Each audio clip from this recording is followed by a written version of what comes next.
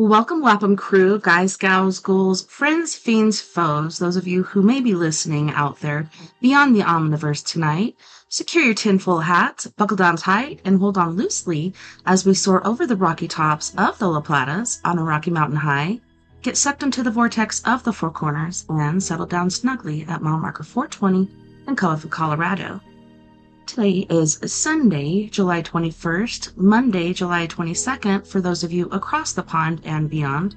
Good morning, good afternoon, and good evening to you, and welcome to We Are Paradox Media's Late Night in the Rockies.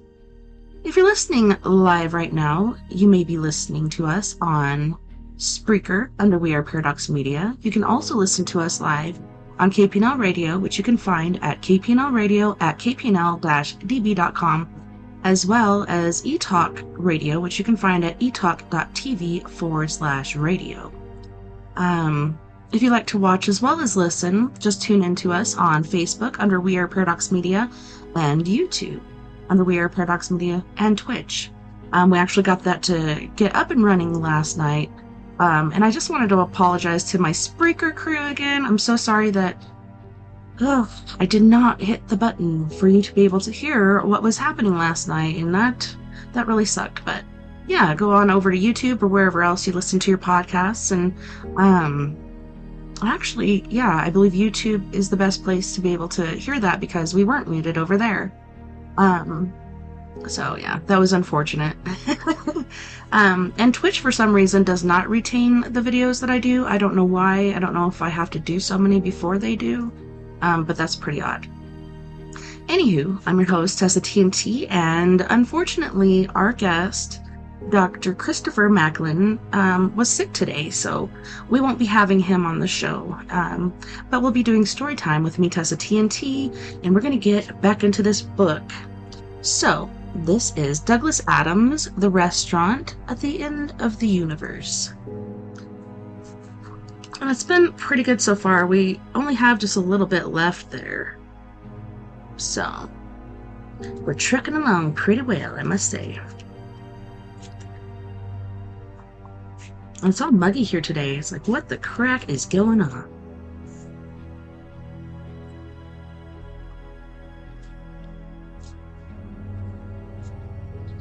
Chapter 26.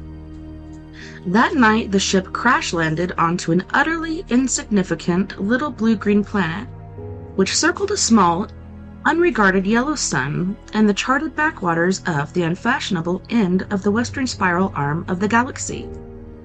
In the hours preceding the crash, Ford Prefect had fought furiously but in vain to unlock the controls of the ship from their preordained flight path. It had quickly become apparent to him that the ship had been programmed to convey its payload safely, if uncomfortably, to its new home, but to cripple itself beyond all hope of repair in the process. Its screaming, blazing descent through the atmosphere had stripped away most of the superstructure and outer shielding, and its final inglorious belly flop into a murky swamp had left its crew only a few hours of darkness, during which to revive and offload its deep-frozen and unwanted cargo, for the ship began to settle almost at once, slowly upending its gigantic bulk in the stagnant slime.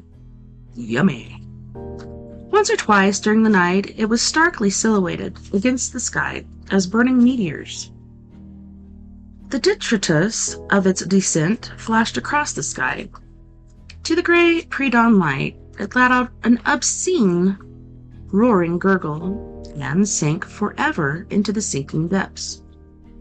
When the sun came up that morning, it shed its thin watery light over a vast area heaving with wailing hairdressers, public relations executives, opinion pollsters, and the rest, all clawing their way desperately to dry land.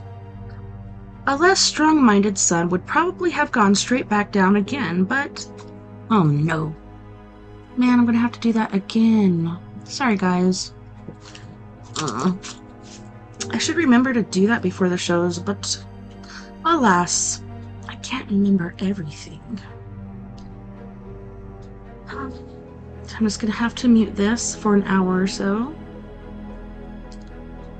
I hate to do that, but I don't really have any other options because I don't want it to keep ringing during the show and disturbing. Let's go ahead and say 8 hours because 1 hour is just not enough. All right. My apologies. Oh man. Now this book is coming apart. Where will we?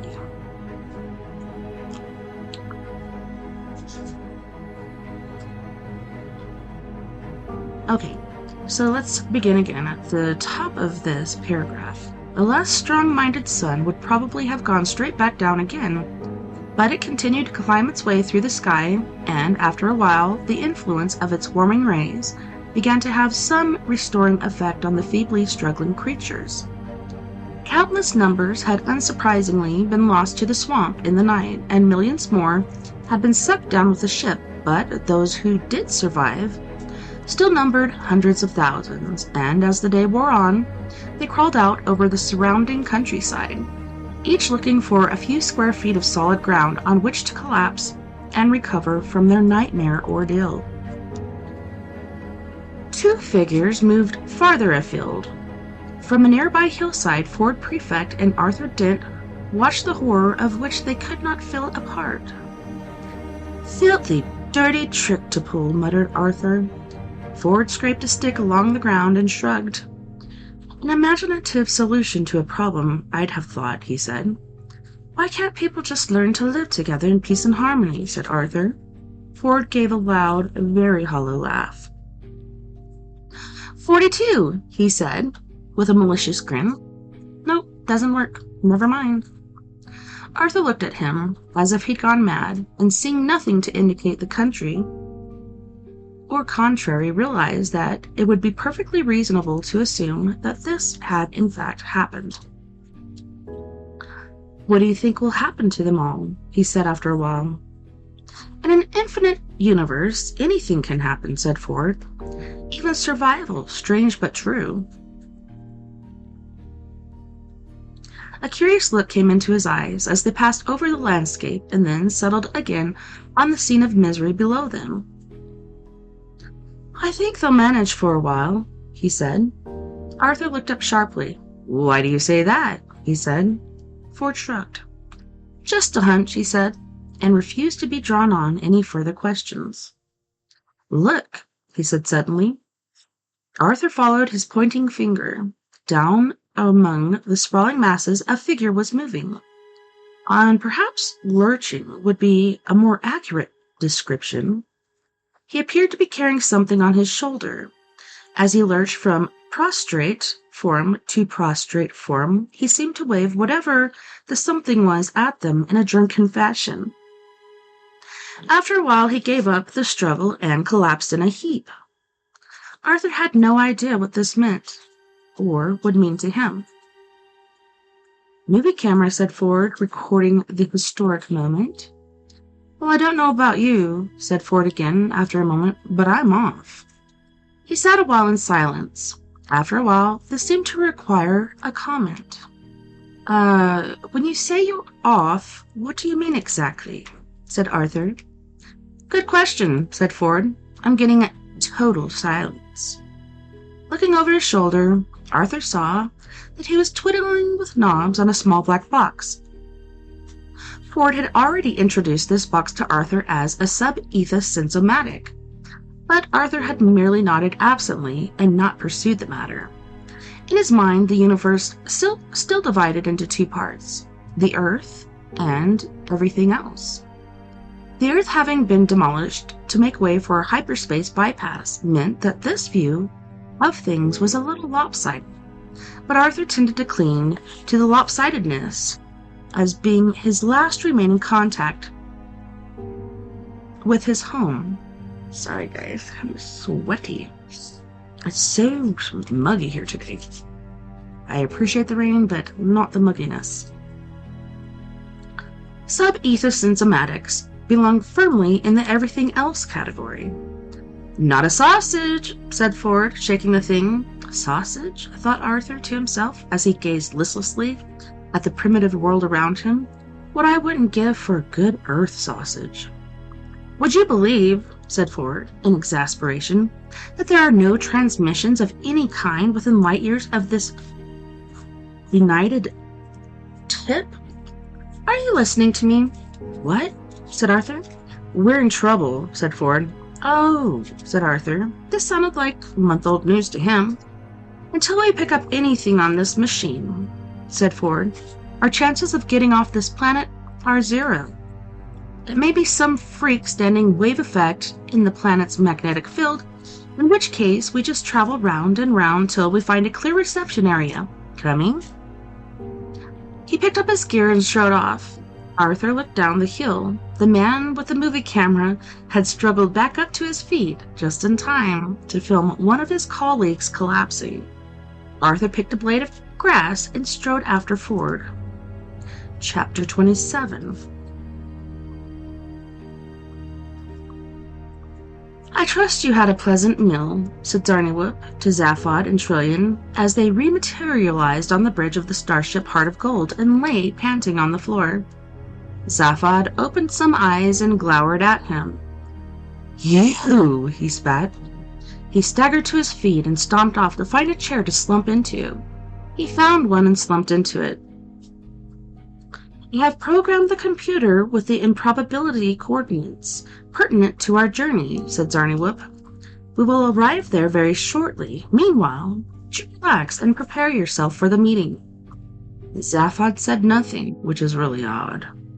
He got up again and marched over to a small cabinet from which he pulled a bottle of Old Jank's spirit. He took a long pull at it, and when this is all done, said Zaphod savagely, it's done, all right. I'm free to go and do what the hell I like and lie on beaches and stuff. No, it depends what transpires from the meeting, said Zarniwoop. Zaphod, who is this man? Said Trillian shakily, wobbling to her feet. What's he doing here? Why is he on our ship? He's a very stupid man, said Zaphod. He wants to meet the man who rules the universe. Ah, said Trillian, taking the bottle from Zaphod and helping herself. A social climber. Chapter 28. Well, these chapters are quite short.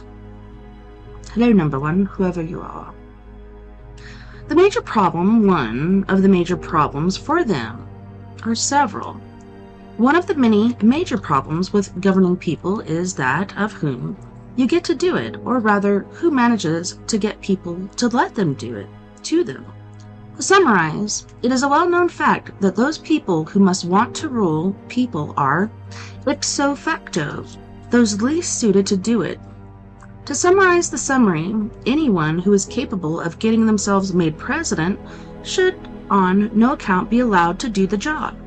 To summarize the summary of the summary, people are a problem. And so this is the situation we find. A succession of galactic presidents, who so much enjoy the fun and palaver of being in power that they very rarely notice that they're not. And somewhere in the shadows behind them, who? Who can possibly rule if no one who wants to do it can be allowed to? Chapter 29. Let me just make sure my sound is working. Oh.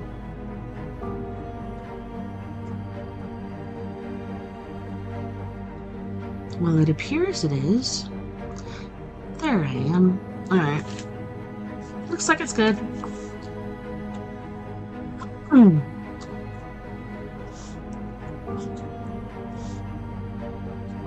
a small obscure world somewhere in the middle of nowhere, in particular, nowhere that is, that could ever be found, since it is protected by a vast field of improbability, to which only 6 men in this galaxy have a key.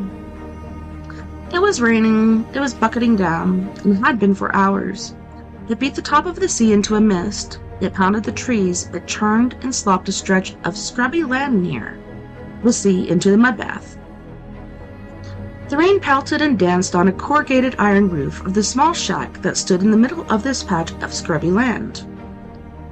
It obliterated the small, rough pathway that led from the shack down to the seashore and smashed apart the neat piles of interesting shells which had been placed there. The noise of the rain on the roof of the shack was deafening within, but went largely unnoticed by its occupant, whose attention was otherwise engaged. He was a tall, shambling man with rough, straw-colored hair that was damp from leaking roof. His clothes were shabby, his back was hunched, and his eyes, though open, seemed to be closed. In his shack was an old beaten-up armchair, an old scratch table, and old mattress, some cushions, and a stove that was small but warm. There was also an old and slightly weather-beaten cat, and this was currently the focus of the man's attention. He bent his shabbling form over it. "Pussy, pussy, pussy," he said. "Coochie, coochie, coochie, coo. Pussy want a fish? Nice piece of fish. Pussy want it?" The cat seemed undecided on the matter. It pawed rather condescendingly at the piece of fish the man was holding out, and then got distracted by a piece of dust on the floor. "Pussy not eat his fish? Pussy get in and waste away, I think," said the man. Doubt crept into his voice. "I imagine this is what will happen," he said, "but how can I tell?"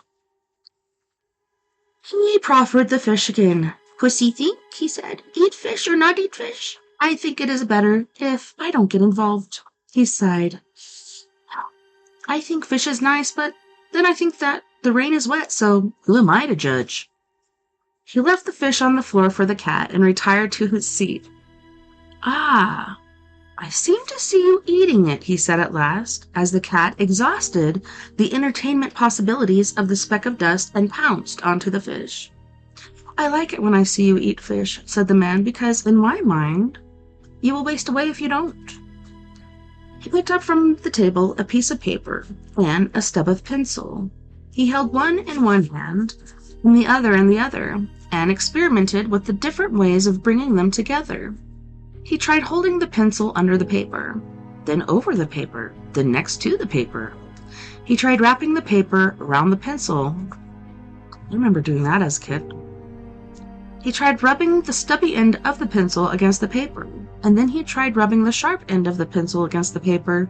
It made a mark, and he was delighted with this discovery, as he was every day. He picked up another piece of paper from the table. This had a crossword on it. He studied it briefly and filled in a couple of clues before losing interest. He tried sitting on one of his hands and was intrigued by the feel of the bones of his hips. "Fish come from far away," he said, "or so I'm told, or so I imagine I'm told. When the men come, or when in my mind the men come, in their 6 black shiny ships, do they come in your mind too? What do you see, pussy?" He looked at the cat, which was more concerned with getting the fish down as rapidly as possible than it was with these speculations. "And when I hear their questions, do you hear questions? What do their voices mean to you? Perhaps you just think they're singing songs to you?" He reflected on this, and saw the flaw in the supposition. "Perhaps they are singing songs to you," he said, "and I just think they're asking me questions." He paused again. Sometimes he would pause for days, just to see what it was like. "Do you think they came today?" he said. "I do. There's mud on the floor, cigarettes and whiskey on the table, fish on a plate for you, and a memory of them in my mind. Hardly conclusive evidence, I know, but then all evidence is circumstantial. And look what these things, what else? What else they've left for me?" He reached over to the table and pulled some things off it. Crosswords, dictionaries, and a calculator. He played with the calculator for an hour, while the cat went to sleep and the rain outside continued to pour. Eventually, he put the calculator aside.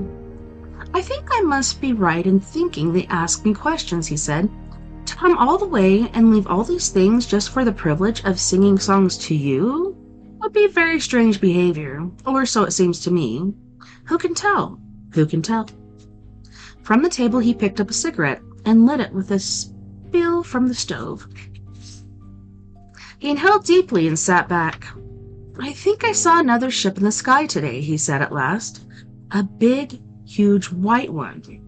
I've never seen a big white one, just the 6 black ones, and the 6 green ones, and the others who say they come from so far away. Never a big white one.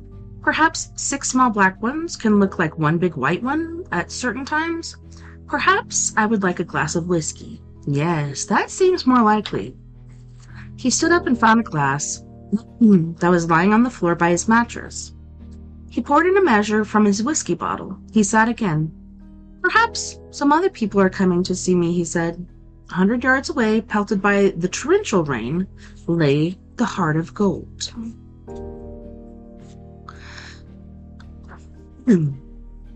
Excuse me. His hatchway opened, and 3 figures emerged, huddling into themselves to keep the rain off their faces. "In there!" shouted Trillian, above the noise of the rain. "Yes," said Zarnywhoop. "That shack?" "Yes." "Weird," said Zaphod. "But it's in the middle of nowhere," said Trillian. "We must have come the wrong place. You can't rule the universe from a shack." They hurried through the pouring rain and arrived wet at the door. They knocked. They shivered. The door opened. "Hello," said the man. "Ah, excuse me," said Zarnywhoop. "I have reason to believe." "Do you rule the universe?" said Zaphod. The man smiled at him. "I try not to," he said. "Were you wet?" Zaphod looked at him in astonishment. "Wet?" he cried. "Doesn't it look as if we're wet?" "That's how it looks to me," said the man. "But how you feel about it might be an altogether different matter. If you find warmth makes you dry, you'd better come in." They went in. They looked around the tiny shack, Zarnywhoop with slight distaste, Trillian with interest, and Zaphod with delight. "Hey, said Zaphod, "what's your name?" The man looked at them doubtfully. "I don't know. Why? Do you think I should have one? It seems very odd to give a bundle of vague sensory perceptions a name." He invited Trillian to sit in the chair. He sat on the edge of the chair. Zarnywhoop leaned stiffly against the table, and Zaphod lay on the mattress. "Wowee!" said Zaphod. "The seat of power." He tickled the cat. "Listen," said Zarnywhoop. "I must ask you some questions." "All right," the man said kindly. "You can sing to my cat, too, if you like." "Would he like that?" asked Zaphod. "You better ask him," said the man. "Does he talk?" said Zaphod. "I have no memory of him talking," said the man, "but I am very unreliable." Zarnywhoop pulled some notes out of a pocket. "Now," he said, "you do rule the universe, do you?" "How can I tell?" said the man. Zarnywhoop ticked off a note on the paper. "How long have you been doing this?" "Ah," said the man. "This is a question about the past, is it?" Zarnywhoop looked at him in puzzlement. This wasn't exactly what he had been expecting. "Yes," he said. "How can I tell," said the man, "that the past isn't a fiction designed to account for the discrepancy between my immediate physical sensations and my state of mind?" Zarnywhoop stared at him. The steam began to rise from his sodden clothes. "So you answer all questions like this?" he said. The man answered quickly. "I say what it occurs to me to say when I think I hear people say things. More I cannot say." Zaphod laughed happily. "I'll drink to that," he said, and pulled out the bottle of Jank's spirit. He leaped up and handed the bottle to the ruler of the universe, who took it with pleasure. "Good on you, great ruler," he said. "Tell it like it is." "No, listen to me," said Zarnywhoop. "People come to you, do they, in ships?" "I think so," said the man. He handed the bottle to Trillian. "And they ask you," said Zarnywhoop, "to make decisions for them about people's lives, about worlds, about economies, about wars, about everything going on out there in the universe." "Out there?" said the man. "Out where?" "Out there," said Zarnywhoop, pointing at the door. "How can you tell there's anything out there?" said the man politely. "The door's closed." The rain continued to pound the roof. Inside the shack it was warm. But you know there's a whole universe out there, cried Zarniwip. You can't dodge your responsibilities by saying they don't exist. The ruler of the universe thought for a long while Zarniwip quivered with anger. You're very sure of your facts, he said at last. I couldn't trust the thinking of a man who takes the universe, if there is one, for granted. Zarniwip still quivered, but was silent. I only decide about my universe, continued the man quietly. My universe is my eyes and my ears. Anything else is hearsay. Don't you believe in anything? The man shrugged and picked up his cat. I don't understand what you mean, he said. You don't understand that what you decide in this shack of yours affects the lives and fates of millions of people. This is all monstrously wrong. I don't know. I've never met all these people you speak of, and neither, I suspect, have you. They only exist in words we hear. It is folly to say you know what is happening to other people. I'm kind of freaked out right now because everybody's gone and I just heard something like brush up against my door. What the heck? Creepy.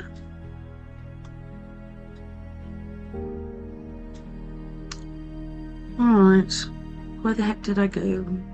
I'm sorry that tripped me out and I was like, what the heck is that noise? I know we've had a lot of paranormal creepy stuff going on here, so. Okay. I'll just restart on this paragraph. I don't know. I've never met all these people you speak of, and neither, I suspect, have you. They only exist in words we hear. It is folly to say you know what is happening to other people.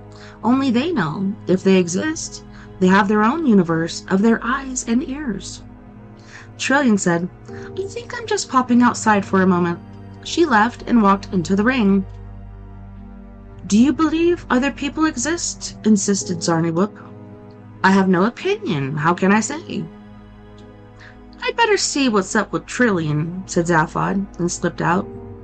Outside he said to her, I think the universe is in pretty good hands, yeah? Very good, said Trillian. They walked off into the rain. Inside, Zarniwip continued, But don't you understand that people live or die on your word? The ruler of the universe waited for as long as he could. When he heard the faint sound of the ship's engine starting, he spoke to cover it. It's nothing to do with me, he said. I am not involved with people. The Lord knows I am not a cruel man. Ah, barked Zarniwip. You say the Lord. You believe in something. My cat, said the man benignly, picking it up and stroking it. I call him the Lord. I am kind to him. All right, said Zarniwip, pressing home his point. How do you know he exists? How do you know he knows you to be kind or enjoys what he thinks of as your kindness? I don't, said the man with a smile. I have no idea. It merely pleases me to behave a certain way to what appears to be a cat. Do you behave any differently? Please, I think I am tired. Zarniwip heaved a thoroughly dissatisfied sigh and looked about. Where are the other two? He said suddenly. What other two? Said the ruler of the universe, settling back into his chair and refilling his whiskey glass. Beeblebrox and the girl, the two who were here. I remember no one. The past is a fiction to account for. Stuff it, said Zarniwip, and ran out into the rain. There was no ship. The rain continued to churn the mud. There was no sign to show where the ship had been. He hollered into the rain. He turned and ran back to the shack and found it locked. The ruler of the universe dozed slightly in his chair. After a while, he played with a pencil and paper again, and was delighted when he discovered how to make a mark with the one on the other. Various noises continued outside, but he didn't know whether they were real or not. He then talked to his table for a week to see how it would react. It's funny. Chapter 30. The stars came out that night, dazzling in their brilliance and clarity. Ford and Arthur had walked more miles than they had any means of judging and finally stopped to rest. The night was cool and balmy, the air pure, the sub-ether symptomatic, totally silent. A wonderful stillness hung over the world. a magical calm which combined with the soft fragrances of the woods, the quiet chatter of insects, and the brilliant light of the stars to soothe their jangled spirits. Even Fort Prefect, who had seen more worlds than he could count on, a long afternoon, was moved to wonder if this was the most beautiful he had ever seen. All that day they had passed through rolling green hills and valleys richly covered with grasses, wild-scented flowers, and tall, thickly-leaved trees.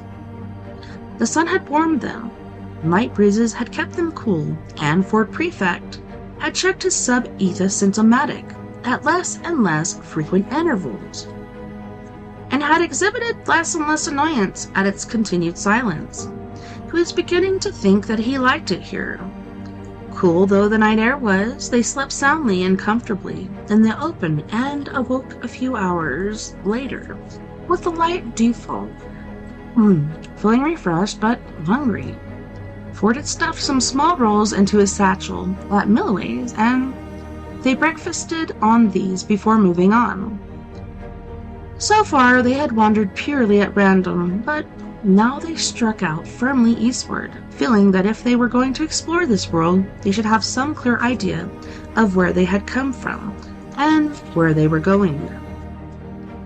Shortly before noon, they had their first indication that the world that they landed on was not uninhabited. A half-glimpsed face amongst the trees, watching them.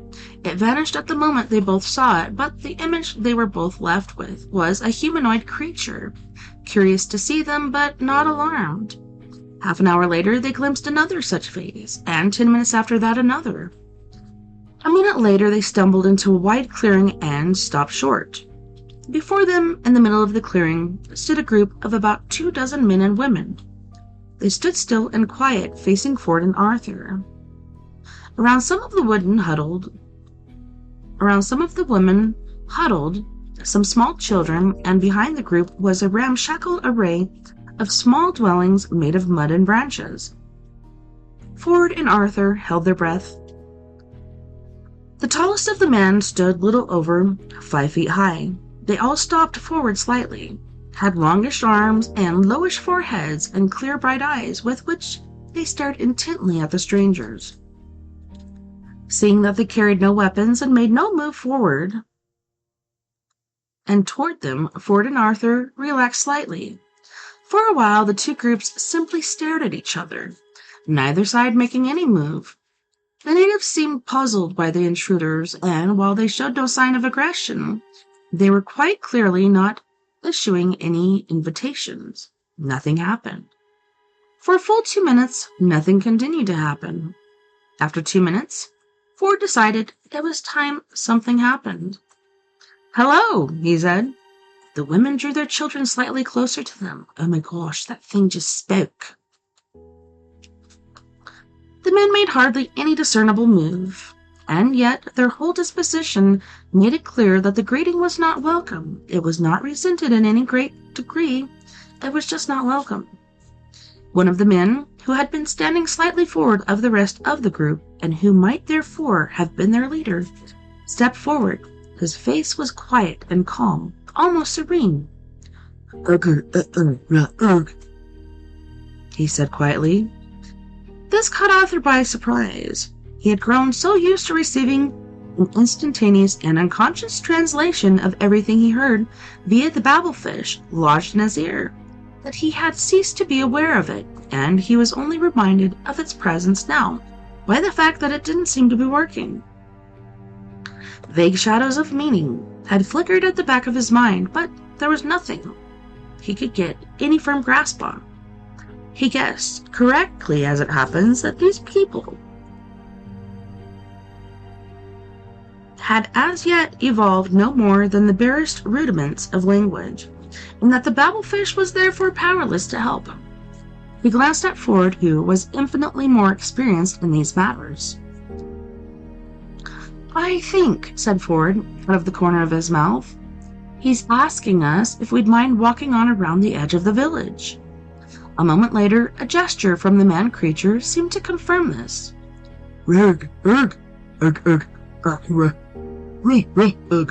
continued the man-creature. "The general gist," said Ford, "as far as I can make out, is that we are welcome to continue our journey any way we like, but if we would walk around his village rather than through it, it would make them all very happy. So what do we do?" "I think we make them happy," said Ford. Slowly and watchfully, they walked around the perimeter of the clearing. This seemed to go down very well with the natives, who bowed to them very slightly and then went about their business. Ford and Arthur continued their journey through the wood. A few hundred yards past the clearing, they suddenly came upon a small pile of fruit lying in their path. Berries that looked remarkably like raspberries and strawberries, and pulpy green-skinned fruit that looked remarkably like pears. So far they had steered clear of the fruit and berries that they had seen, though the trees and bushes were laden with them. "Look at it this way," said Ford Prefect. "Fruit and berries on strange planets either make you live or make you die. Therefore, the point at which you start toying with them is when you're going to die if you don't. That way you stay ahead. The secret of healthy hitchhiking is to eat junk food." They looked at the pile that lay in their path with suspicion. It looked so good, they made them almost dizzy with hunger. "Look at it this way," said Ford. Yes," said Arthur. "I'm trying to think of a way of looking at it which means we get to eat it," said Ford. The leaf-dappled sun gleamed on the plump skins of the things which looked like pears. The things which looked like raspberries and strawberries were fatter and riper than any Arthur had ever seen, even in ice cream commercials. "Why don't we eat them and think about it afterward?" he said. "Maybe that's what they want us to do. All right, look at it this way. Sounds good so far. It's there for us to eat. Either it's good or it's bad. Either they want to feed us or to poison us.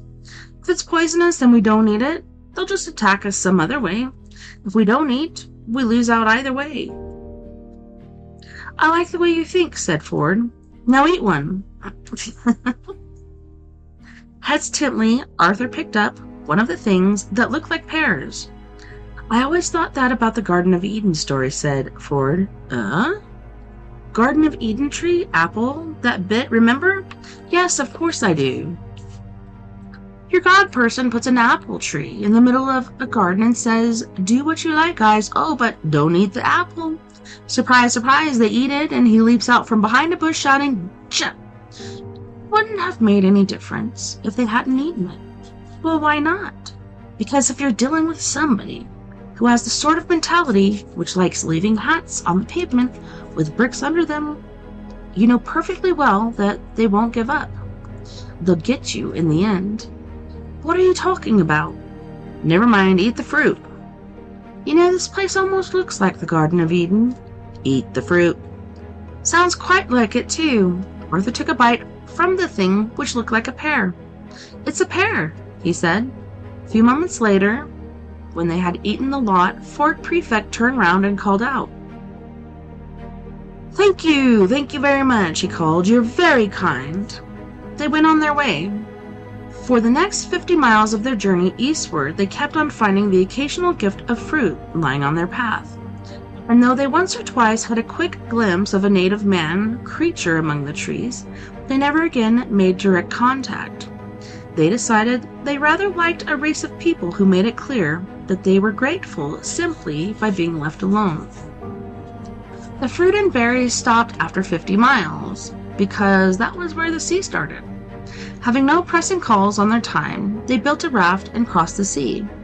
It was relatively calm, only about 60 miles wide, and they had a reasonably pleasant crossing, landing in a country that was at least as beautiful as the one that they had left. Life was, in short, ridiculously easy, and for a while at least, they were able to cope with the problems of aimlessness and isolation by deciding to ignore them. When the craving for company became too great, they would know where to find it, but for the moment, they were happy to feel that the Golga Frenchians were hundreds of miles behind them. Nevertheless, Fort Prefect began to use his sub-ether symptomatic more often again. Only once did he pick up a signal, but that was so faint and from such enormous distance that it depressed him more than the silence that had otherwise continued unbroken. On a whim, they turned northward. After weeks of traveling, they came to another sea, built another raft, and crossed it. This time it was harder going. The climate was getting colder. Arthur suspected a streak of masochism in Ford Prefect. The increasing difficulty of the journey seemed to give him a sense of purpose that was otherwise lacking. He strode onward relentlessly. The journey northward brought them into steep mountainous terrain of breathtaking sweep and beauty. The vast, jagged, snow-covered peaks ravished their senses. The cold began to bite into their bones. They wrapped themselves in animal skins and furs, which Ford Prefect acquired by a technique he once learned from a couple of ex-Prelite monks running a mind-surfing resort in the hills of Hunin. The galaxy was littered with ex-Prelite monks, all on the make because the mental control techniques the order have evolved as a form of devotional discipline. Frankly, sensational and extraordinary numbers of monks leave the order just after they have finished their devotional training and just before they take their final vows to stay locked in small metal boxes for the rest of their lives. Well, that sounds fun. Ford's technique seemed to consist mainly of standing still for a while and smiling. After a while, an animal, a deer perhaps, would appear from out of the trees and watch him curiously and cautiously. Ford would continue to smile at it, his eyes would soften and shine, and he would seem to radiate a deep and universal love, a love which reached out to embrace all of creation. A wonderful quietness would descend on the surrounding countryside, peaceful and serene, emanating from this transfigured man. Slowly the deer would approach, step by step, until it was almost nuzzling him. Whereupon Ford Prefect would reach out to it and break its neck. Pheromone control, he said it was. You just have to know how to generate the right smell. Well, that's interesting. Chapter 31. A few days after landing in this mountainous land, they hit a coastline which swept diagonally before them from the southwest to the northeast, a coastline of monumental grandeur, deep, majestic ravines, soaring pinnacles of ice, fjords. For 2 further days they scrambled and climbed over rocks and glaciers, awestruck with the beauty. "Arthur!" yelled Ford suddenly. It was the afternoon of the second day. Arthur was sitting on a high rock watching the thundering sea smashing itself against the craggy promontories.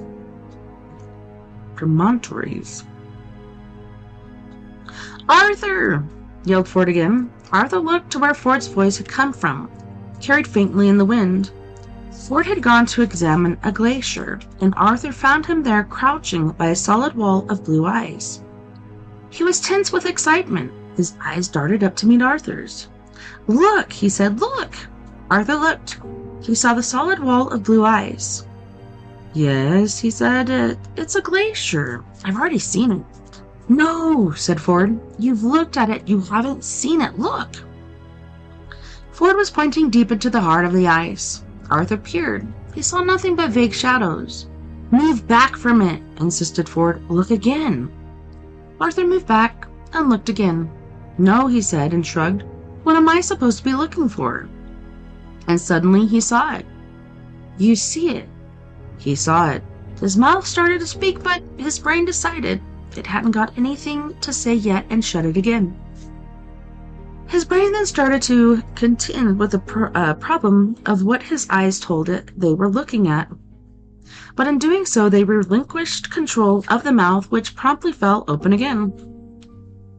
Once more gathering up the jaw, his brain lost control of his left hand, which then wandered around in an aimless fashion. For a second or so, the brain tried to catch the left hand, and without letting go of the mouth and simultaneously tried, But think about what was buried in the eyes, which is probably where the legs went, and Arthur dropped restfully to the ground. The thing that had been causing all of this neural upset was a network of shadows in the eyes, about 18 inches beneath the surface. Looked at from the right angle, they resolved into solid shapes of letters from an alien alphabet, each about 3 feet high, and for those like Arthur, who couldn't read Magrathian, there was above the letters the outline of a face hanging in the ice. It was an old face, thin and distinguished, careworn but not unkind. It was the face of a man who had won an award for designing the coastline they now knew themselves to be standing on. Well, we don't have any short chapters coming up just yet, so let's go to our first music break. So on this break, we have Miss Mia Savage with her group, which is basically her. She's like a cute little tiny Trent Reznor. Actually, we're going to listen to her on second break. So we have Mr. Jeff Hilliard from Los Angeles, California. And if you liked Weird Al Yankovic or the Dr. Demento show, you might like this guy because, I don't know, his stuff is funny.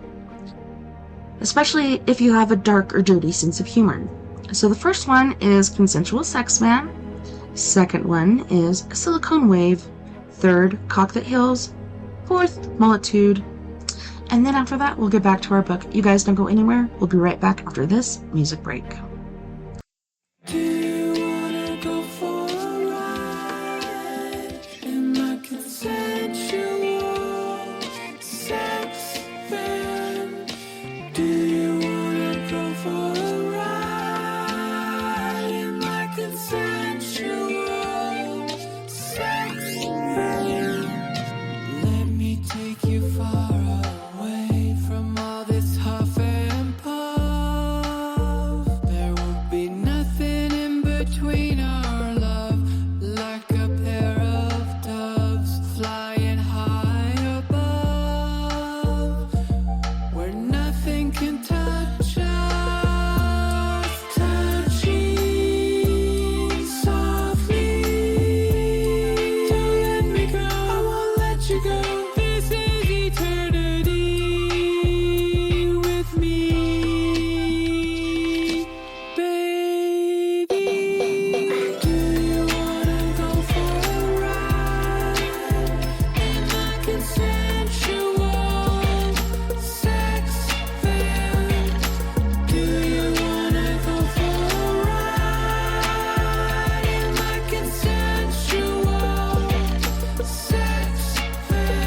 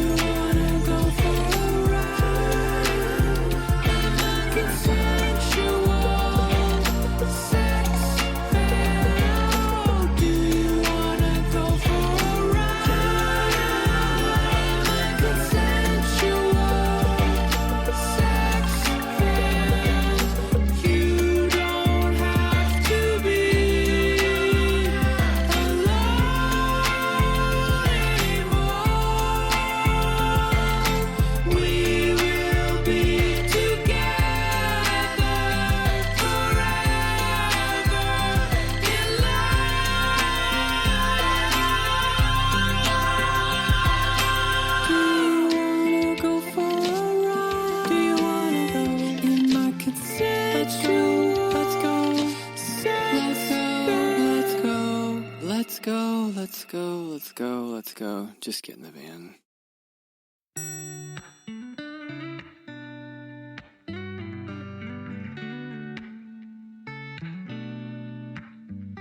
When your life is a never-ending train wreck, and you feel like you're drowning in a sea of regret, with a bit of oppression pressing down on your neck, it hurts so bad.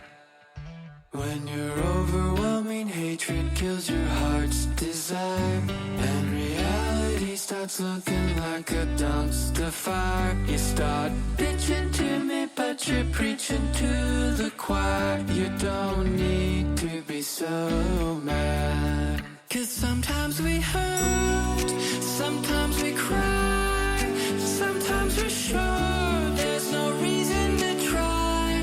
When the whole world goes completely insane, open your heart, stand up and sing. I'm gonna finger bang my day. Yeah, yeah, I'll finger bang my day. That's right. You gotta make the choice to give it all you've got, and make your day moan with pleasure, really make it hot. Because your day deserves a lover that pulls out the stops. Come on, it's not so hard. 'Cause sometimes we hurt, sometimes we cry, sometimes we sure there's no reason to try. When the whole world blows up in our face, what else could we do but stand up and sing? I'm gonna finger bang my day. Yeah, yeah, finger bang my day.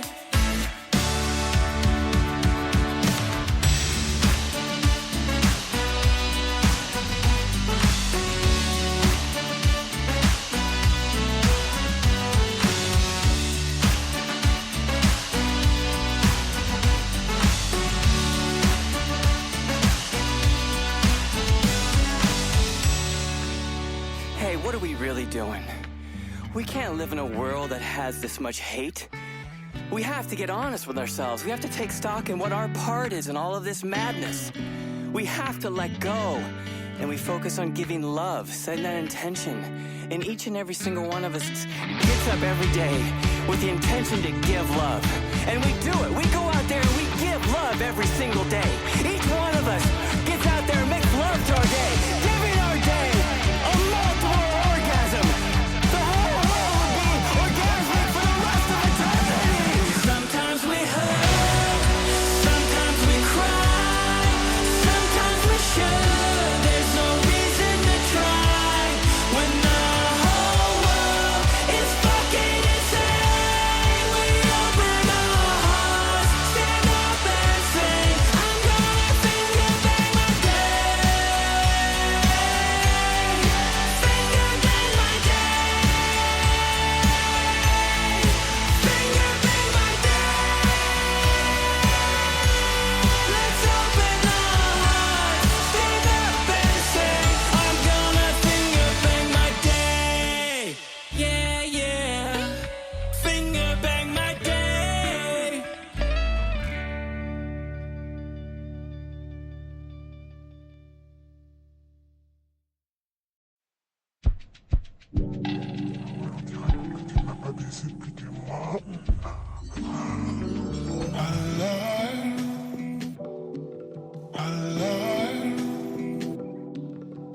I just got a package, I can't wait to get home. I spent all day tracking the shipment on my phone, all that she was lacking.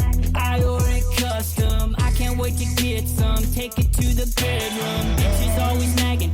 Now I got the air, I send the bitches packing, going my way. I have a new attraction, don't care what you say, it's better in every way. Now baby, it's time to play, we're gonna make us a tape and show everyone the way. 'Cause I'm going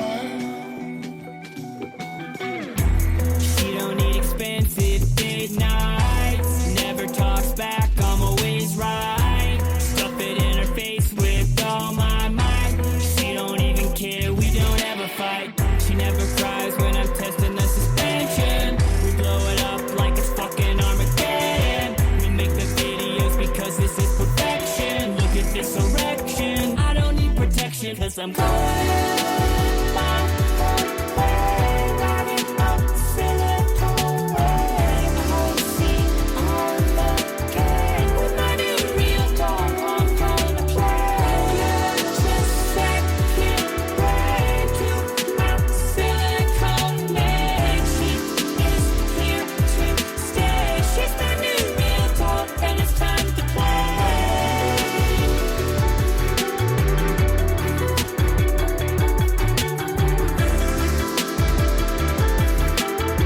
With my new real dog, I'm gonna play.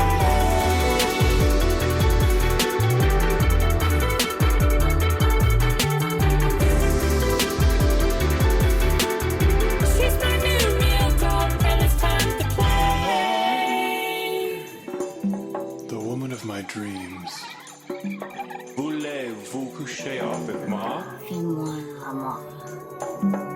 Je suis amoureux. Je pense toujours à Enchanté, tous les champs, ma chérie. Mon Tous les frère champs. dans une hostie. tous Ils étaient le nipple. tous les champs. Fais-moi It's like living on a super yacht, making love to a robot.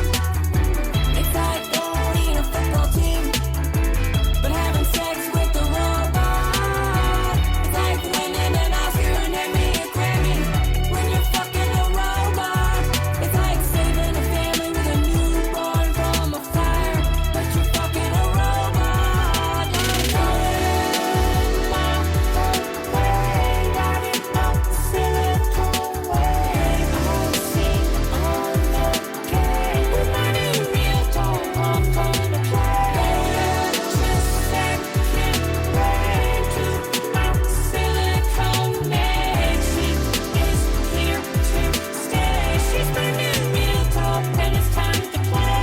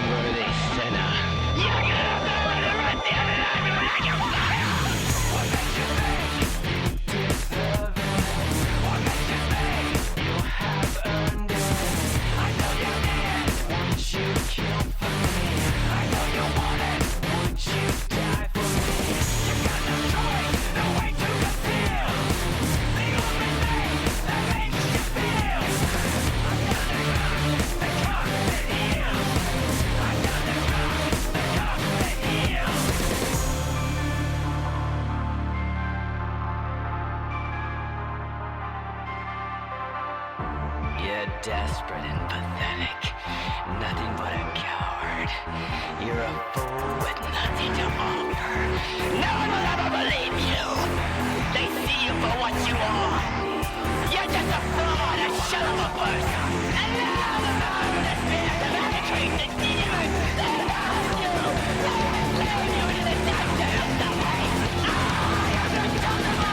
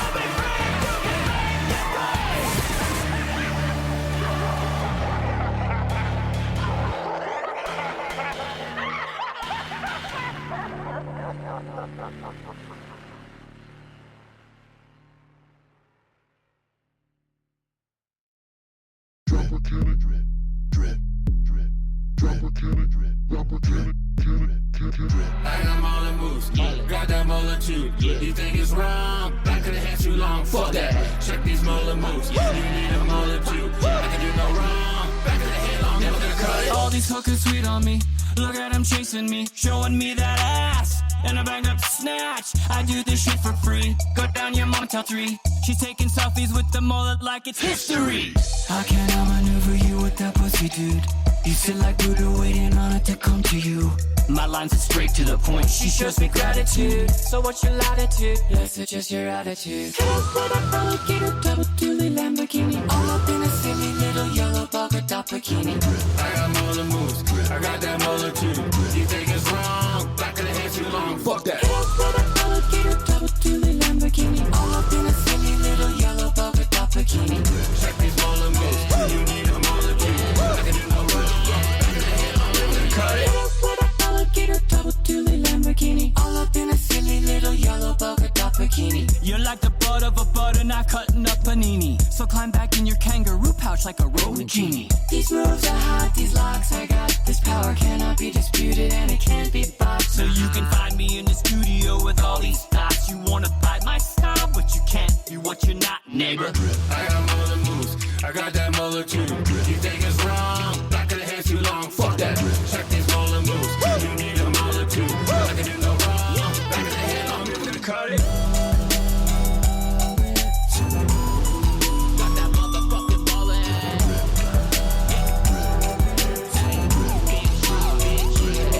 You wanna touch it? Yeah. Next time you come around here with your bitch ass, just remember how my molar makes your hoes pussy drip, drip, drip. I got molar moves, I got that molar too. You think it's wrong? Back of the head too long. Fuck that. Check these molar moves. You need a molar too. I can do no wrong. Never gonna cut it. I got molar moves, I got that molar too. You think it's wrong? Back of the head too long. Fuck that. Check these molar moves. You need a molar too. I can do no wrong. Never gonna cut it.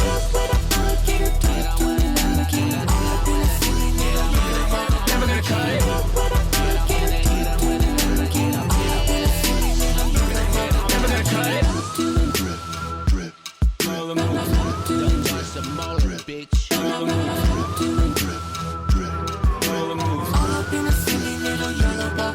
Cut it.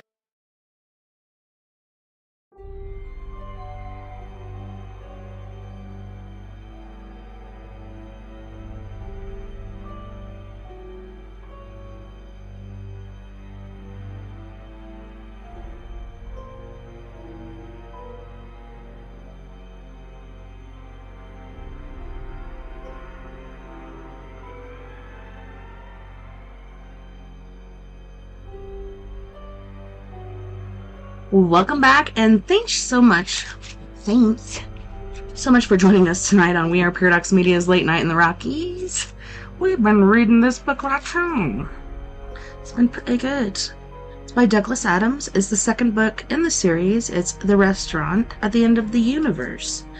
It's been quite good. I just got a notification, I think it was yesterday, that it's overdue, which is no big surprise. So with that last song, I don't know if you heard it or not, that Mullet Tune cracks me up. That's the very first song that Jeff Hilliard had sent me, and I was like, this guy is messing with me. How did he know I had a freaking mullet back in the 80s?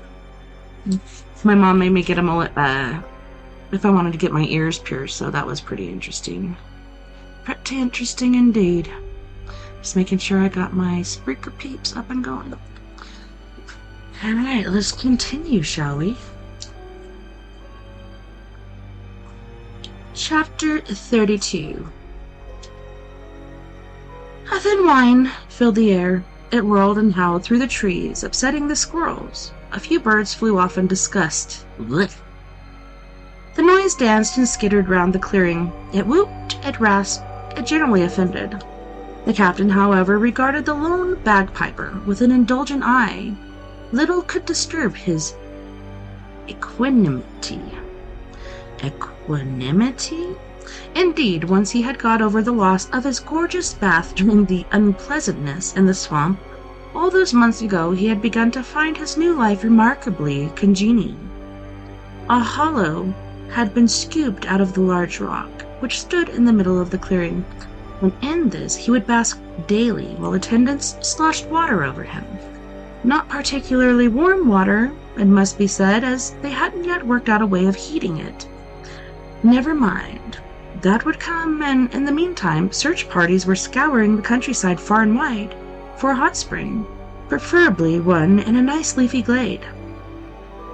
And if it was near a soap mine, perfection, if one of those does exist. To those who said that they had a feeling soap wasn't found in mines, the captain had ventured to suggest that perhaps that was because no one had looked hard enough, and this possibility had been reluctantly acknowledged. No, life was very pleasant, and the great thing about it was that when the hot spring was found, complete with leafy glade ensued, and when in the fullness of time the cry came reverberating across the hills that the soap mine had been located and was producing 500 cakes a day, it would be more pleasant still. It was very important to have things to look forward to. Wail, wail, screech, well, howl, honk, squeak, went the bagpipes, increasing the captain's already considerable pleasure, the thought that any moment now they might stop. That was something he looked forward to as well. What else was pleasant, he asked himself. Well, so many things. The red and gold of the trees, now that autumn was approaching. The peaceful chatter of scissors. Sorry, I have a frog in my throat. Then let's get back to it, shall we? A few feet from his bath, where a couple of hairdressers were exercising their skills on a dozing art director and his assistant, the sunlight gleaming off the 6 shiny telephones lined up along the edge of his rock-hewn bath. The only thing nicer than a phone that didn't ring all the time, or indeed at all, was 6 phones that didn't ring all the time, or indeed at all. Nicest of all was the happy murmur of all the hundreds of people slowly assembling in the clearing around him to watch the afternoon committee meeting. The captain punched his rubber duck playfully in the beak. The afternoon committee meetings were his favorite. Oh, goody! Other eyes watched the assembling crowds. High in a tree on the edge of the clearing spotted Ford Prefect, lately returned from foreign climes. After 6-month journey, he was lean and healthy. His eyes gleamed. He wore a reindeer skin coat. His beard was as thick, and his face was bronzed as a country rock singer's. He and Arthur Dent had been watching the Golga Fringens for almost a week now, and Ford had decided that it was time to stir things up a bit. The clearing was now full. Hundreds of men and women lounged around chatting, eating fruit, playing cards, and generally having a fairly relaxed time of it. Their tracksuits were now all dirty and even torn, but they all had immaculately styled hair. Ford was puzzled to see that many of them had stuffed their tracksuits full of leaves and wondered if this was meant to be some form of insulation against the coming winter. Ford's eyes narrowed. They couldn't be interested in botany all of a sudden, could they? In the middle of these speculations, she's a peep. Go away, Fog.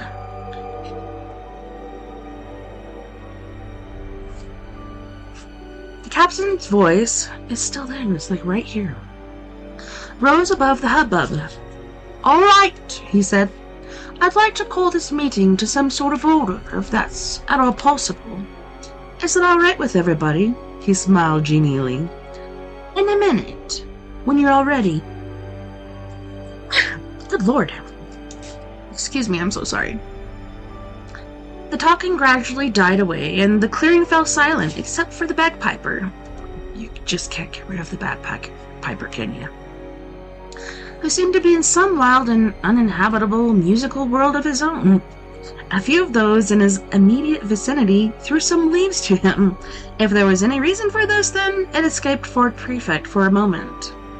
A small group of people had clustered round the captain, and one of them was clearly preparing to speak. He did this by standing up, clearing his throat, and then gazing off into the distance as if to signify to the crowd that he would be with them in a minute. The crowd, of course, were riveted, and all turned their eyes on him. A moment of silence followed, which Ford judged to be the right dramatic moment to make his entry. The man turned to speak. Ford dropped down out of the tree. Hi there, he said. The crowd swiveled round, like, who is that? Ah, my dear fellow, called the captain. Any matches on you, or lighter, anything like that? No, said Ford, sounding a little deflated. That wasn't what he'd prepared. He decided he'd better be a little stronger on the subject. Oh, I forgot to check. How's that? Let me turn it down just a smidge. I want.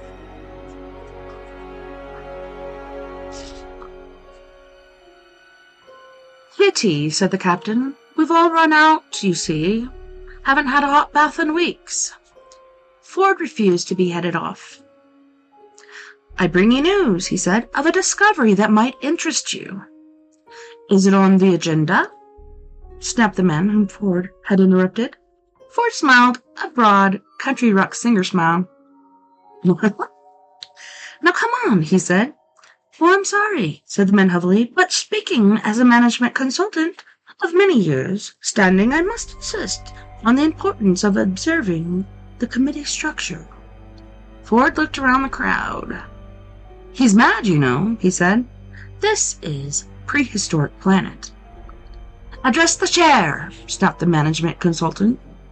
There isn't a chair, explained Ford. There's only a rock. The management consultant decided that testiness was what the situation now called for. Well, call it a chair, he said testily. Why not call it a rock? Asked Ford. You obviously have no conception, said the man, now abandoning testiness in favor of good old-fashioned hauteur of modern business methods. And you have no concept of where you are, said Ford.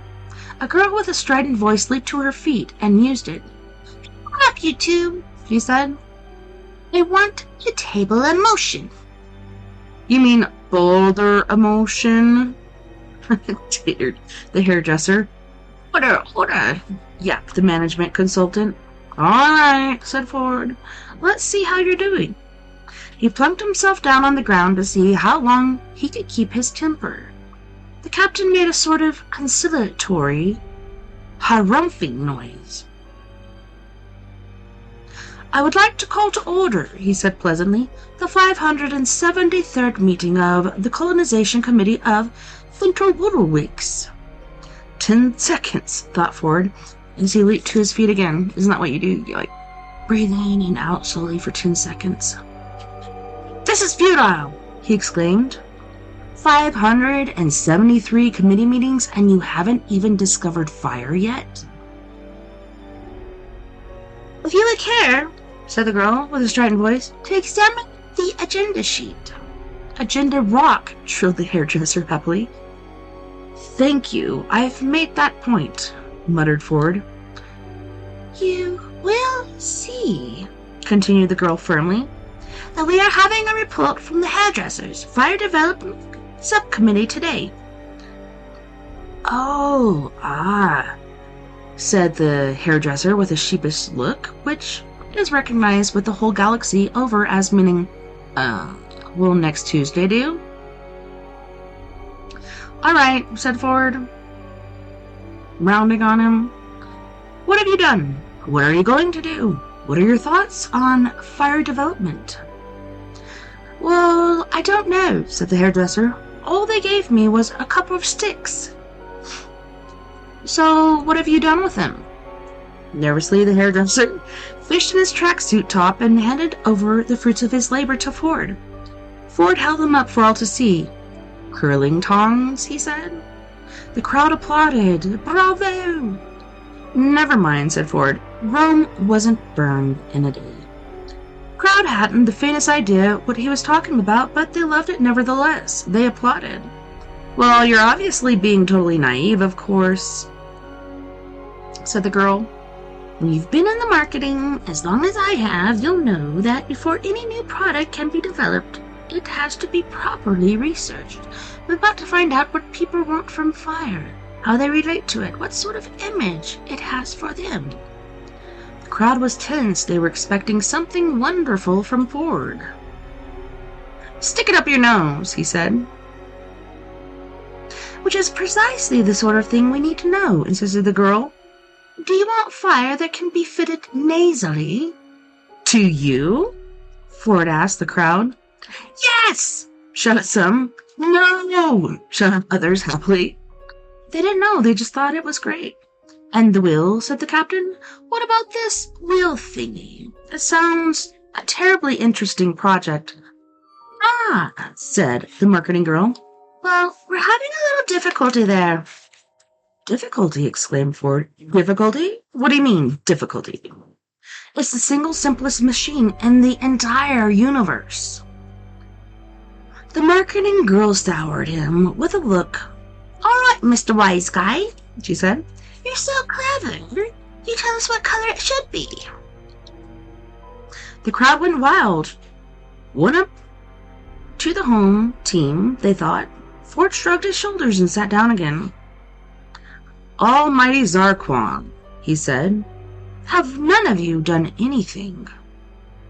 As if in answer to his question, there was a sudden clamor of noise from the entrance to the clearing. The crowd couldn't believe the amount of entertainment they were getting this afternoon.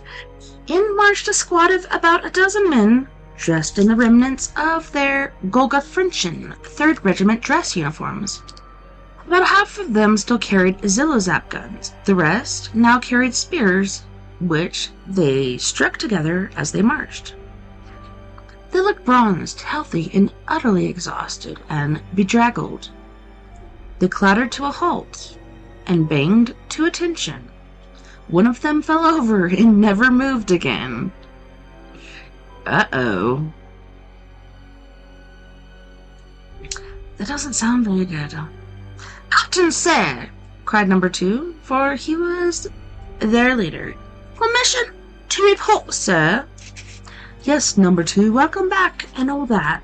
"Find any hot springs?" said the captain despondently. "No, sir." "Thought you wouldn't." Number 2 strode through the crowd and presented arms before the bath. "We have discovered another continent." "What was this?" "It lies across the sea," said number 2. "Do narrowing his eyes significantly. To the east." "Ah." Number 2 turned to face the crowd. He raised his gun above his head. This is going to be great, thought the crowd. "We have declared war on it." Wild-banded cheering broke out in all corners of the clearing. This was beyond all expectation. Wait a minute, shouted Ford Prefect. Wait a minute. He leaped to his feet and demanded silence. After a while, he got it, or at least the best silence he could hope for under the circumstances. The circumstances were that the bagpiper was spontaneously composing a national anthem. Could you imagine? How reckless and rude.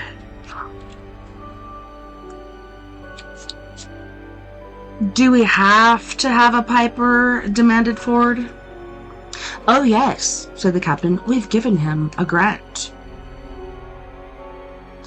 Ford considering opening this idea for debate, but quickly decided that way madness lay. Instead, he slung a well-judged rock at the piper and turned to face number 2. Roar! He said. Yes! Number 2 gazed contemptuously at Ford Prefect. On the next continent? Yes, total warfare! The war to end all wars. There's no one even living there yet. Ah, interesting, thought the crowd. Nice point.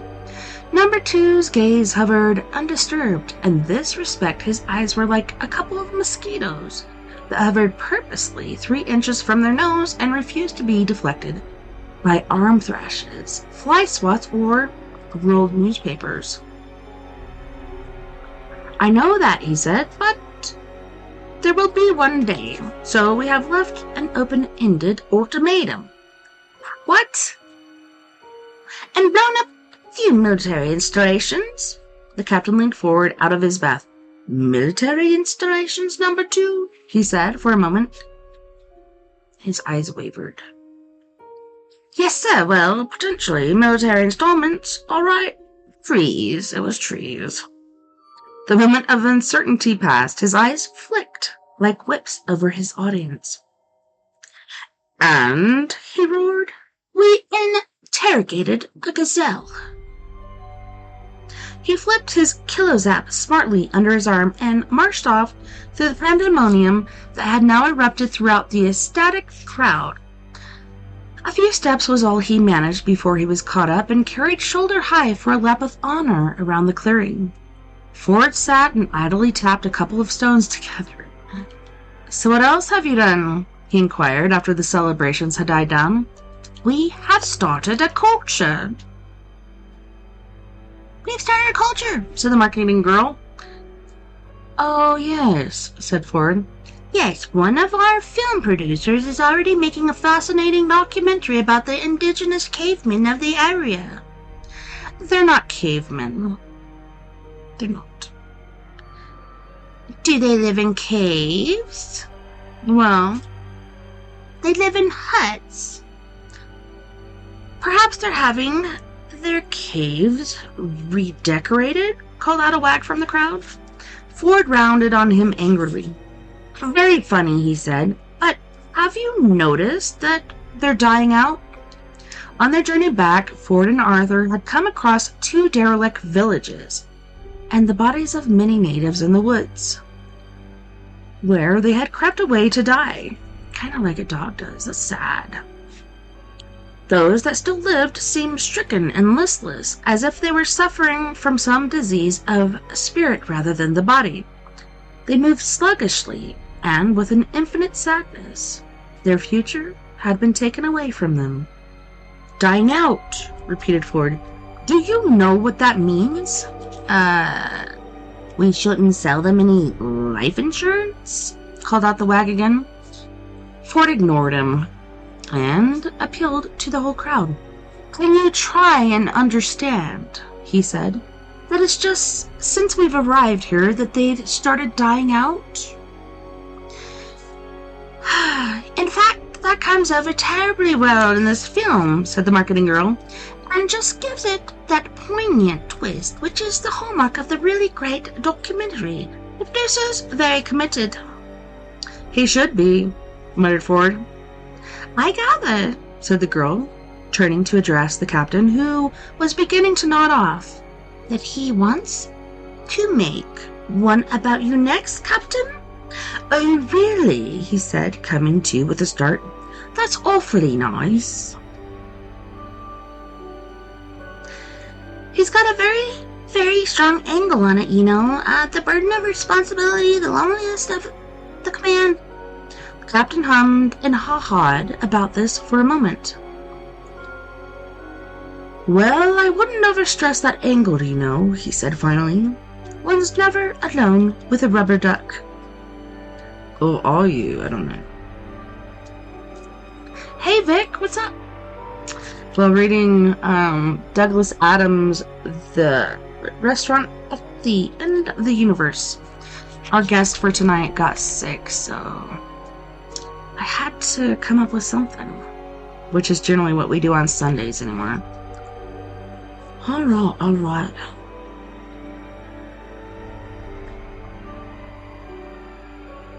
Cool. Yeah, I've really been enjoying this book series. It's been pretty cool, I must say. Zaphod cracks me up with his two heads and stuff. And I don't know. In my head, he has a southern accent, but I don't know. Alright, let's see.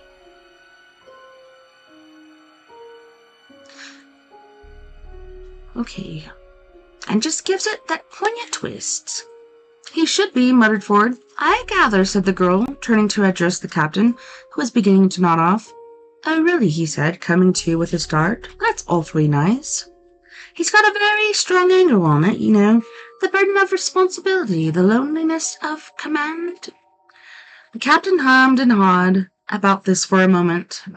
Well, I wouldn't overstress that angle, you know, he said finally. One's never alone with a rubber duck. He held the duck aloft, and it caught an appreciative round from the crowd. All this while the management consultant had been sitting in stony silence, his fingertips pressed to his temples to indicate that he was waiting and would wait all day if it was necessary. At this point, he decided he would not wait all day. After all, he would merely pretend that the last half hour hadn't happened. He rose to his feet. If, he said tersely, we could for a moment move on to the subject of fiscal policy? Fiscal policy, whooped Ford Prefect. Fiscal policy? The management consultant gave him a look that only a lungfish could have copied. Fiscal policy, he repeated. That is what I said. How can you have money, demanded Ford, if none of you actually produces anything? It doesn't grow on trees, you know.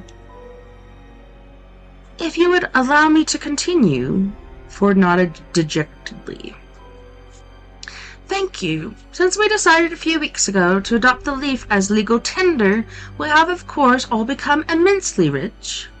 Ford stared in disbelief at the crowd, who were murmuring appreciatively at this and greedily fingering the wads of leaves with which their tracksuits were stuffed. I don't know if you were here earlier, Vic, but yeah, everybody was stuffing their tracksuits with leaves, and Ford was trying to figure out what the heck they're doing. Are they trying to insulate it or what? But this is what I was thinking in the back of my mind. It's money. It reminds me of like being a kid and, you know, playing war and different things like that. But we have also, continued the management consultant, run into a small inflation problem on account of the high level of leaf availability, which means that I gather the current going rate has something like 3 deciduous forests buying 1 ship's peanut. Murmurs of alarm came from the crowd. The management consultant waved them down. So in order to obviate this problem, he continued, and effectively revalue the leaf, we're about to embark on a massive defoliation campaign and, burn down all the forests. I think you'll all agree that's a sensible move under the circumstances. The crowd seemed a little uncertain about this for a second or two, until somebody pointed out how much this would increase the value of the leaves in their pockets, whereupon they let out whoops of delight and gave the management consultant a standing ovation. The accountants among them looked forward to a profitable autumn. You're all mad, explained Ford. You're absolutely barmy. You're a bunch of raising nutters, he opined. The tide of opinion was beginning to turn against him. What had started out as excellent entertainment had now, in the crowd's view, deteriorated into mere abuse, and since this abuse was in the main directed at them, they wearied of it. Sensing this shift in the wind, the marketing girl turned to him. "Is it perhaps in order," she commanded, "to inquire what you've been doing all these months then? You and that other interloper have been missing since the day we arrived." "We've been on a journey," said Ford. "We went to try and find out something about this planet." "Oh," said the girl archly. "Doesn't sound very productive to me." "No? Well, have I got news for you, my love. We have discovered this planet's future." Ford waited for the statement to have its effect. It didn't have any. They didn't know what he was talking about. He continued. It doesn't matter a pair of fitted dingoes' kidneys what you all choose to do from now on. Burn down the forest, anything. It won't make a scrap of difference. Your future history has already happened. 2 million years you got, and that's it. At the end of that time, your race will be dead, gone, and good riddance to you. Remember that. 2 million years. The crowd muttered to itself in annoyance. People as rich as they had suddenly become shouldn't be obliged to listen to this sort of gibberish. Perhaps they could tip the fellow a leaf or two, and he would go away. They didn't need to bother. Ford was already stalking out of the clearing, pausing only to shake his head at number 2, who was already firing his kilo zap into the neighboring trees. He turned back once. 2 million years, he said and laughed. Well, said the captain with a soothing smile, still time for a few more baths. Could someone pass me the sponge? I just dropped it over the side there. Chapter 33. A mile or so away through the wood, Arthur Dent was too busily engrossed with what he was doing to hear Fort Prefect approach. What he was doing was rather curious, and this is what it was. On a wide flat piece of rock, he had scratched out the shape of a large square, subdivided into 169 smaller squares, 13 to a side. Furthermore, he had collected together a pile of smallish, flattish stones and scratched the shape of a letter onto each. Sitting more morosely around the rock were a couple of the surviving local native men to whom Arthur Dent was trying to introduce the curious concept embodied in these stones. So far, they had not done well. They had attempted to eat some of them, bury others, and throw the rest of them away. Arthur had finally encouraged one of them to lay a couple of stones on the board that he had scratched out, which was not even as far as he'd managed to get the day before. Along with the rapid deterioration in the morale of these creatures, there seemed to be a corresponding deterioration in their actual intelligence. In an attempt to egg them along, Arthur set out a long number of letters on the board himself, and then tried to encourage the natives to add some more themselves. It was not going well. Ford watched quietly from beside a nearby tree. "No," said Arthur to one of the natives, who had just shuffled some of the letters round in a fit of abysmal dejection. "Q scores 10, you see, and it's on a triple word score, so look, I've explained the rules to you. No, look, please, put down that jawbone." "All right, we'll start again, and try to concentrate this time." Ford leaned his elbow against the tree and his hand against his head. "What are you doing, Arthur?" he asked quietly. Arthur looked up with a start. He suddenly had a feeling that all this might look slightly foolish.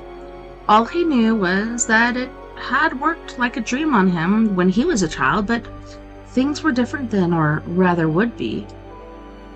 "I'm trying to teach the cavemen to play Scrabble," he said. "They're not cavemen," said Ford. "Well, they look like cavemen." Ford let it pass. "I see," he said. "It's uphill work," said Arthur wearily. "The only word they know is grunt, and they can't spell it." He sighed and sat back. "What's that supposed to achieve?" asked Ford. "We've got to encourage them to evolve, to develop," Arthur burst out angrily. Excuse me. He hoped that the weary sigh and then the anger might do something to counteract the overriding feeling of foolishness from which he was currently suffering. It didn't. He jumped to his feet. Can you imagine what a world would be like descended from those Cretans we arrived with? He said. Imagine, said Ford, raising his eyebrows. We don't have to imagine, we've seen it. But, Arthur waved his arms about hopelessly. We've seen it, said Ford. There's no escape. Arthur kicked a stone. Did you tell them what we discovered? He asked. Said Ford, not really concentrating. Norway, said Arthur. Slartibartfast's signature in the glacier. Did you tell them?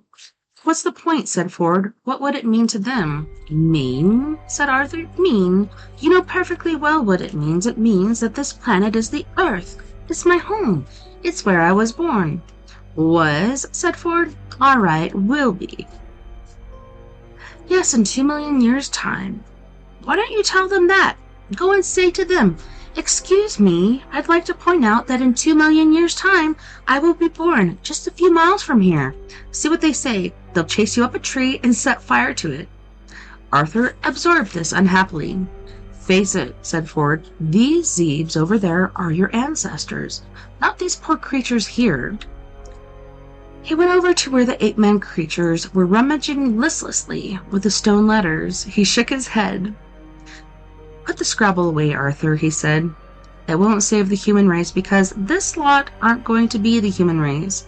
The human race is currently sitting around a rock on the other side of this hill making documentaries about themselves.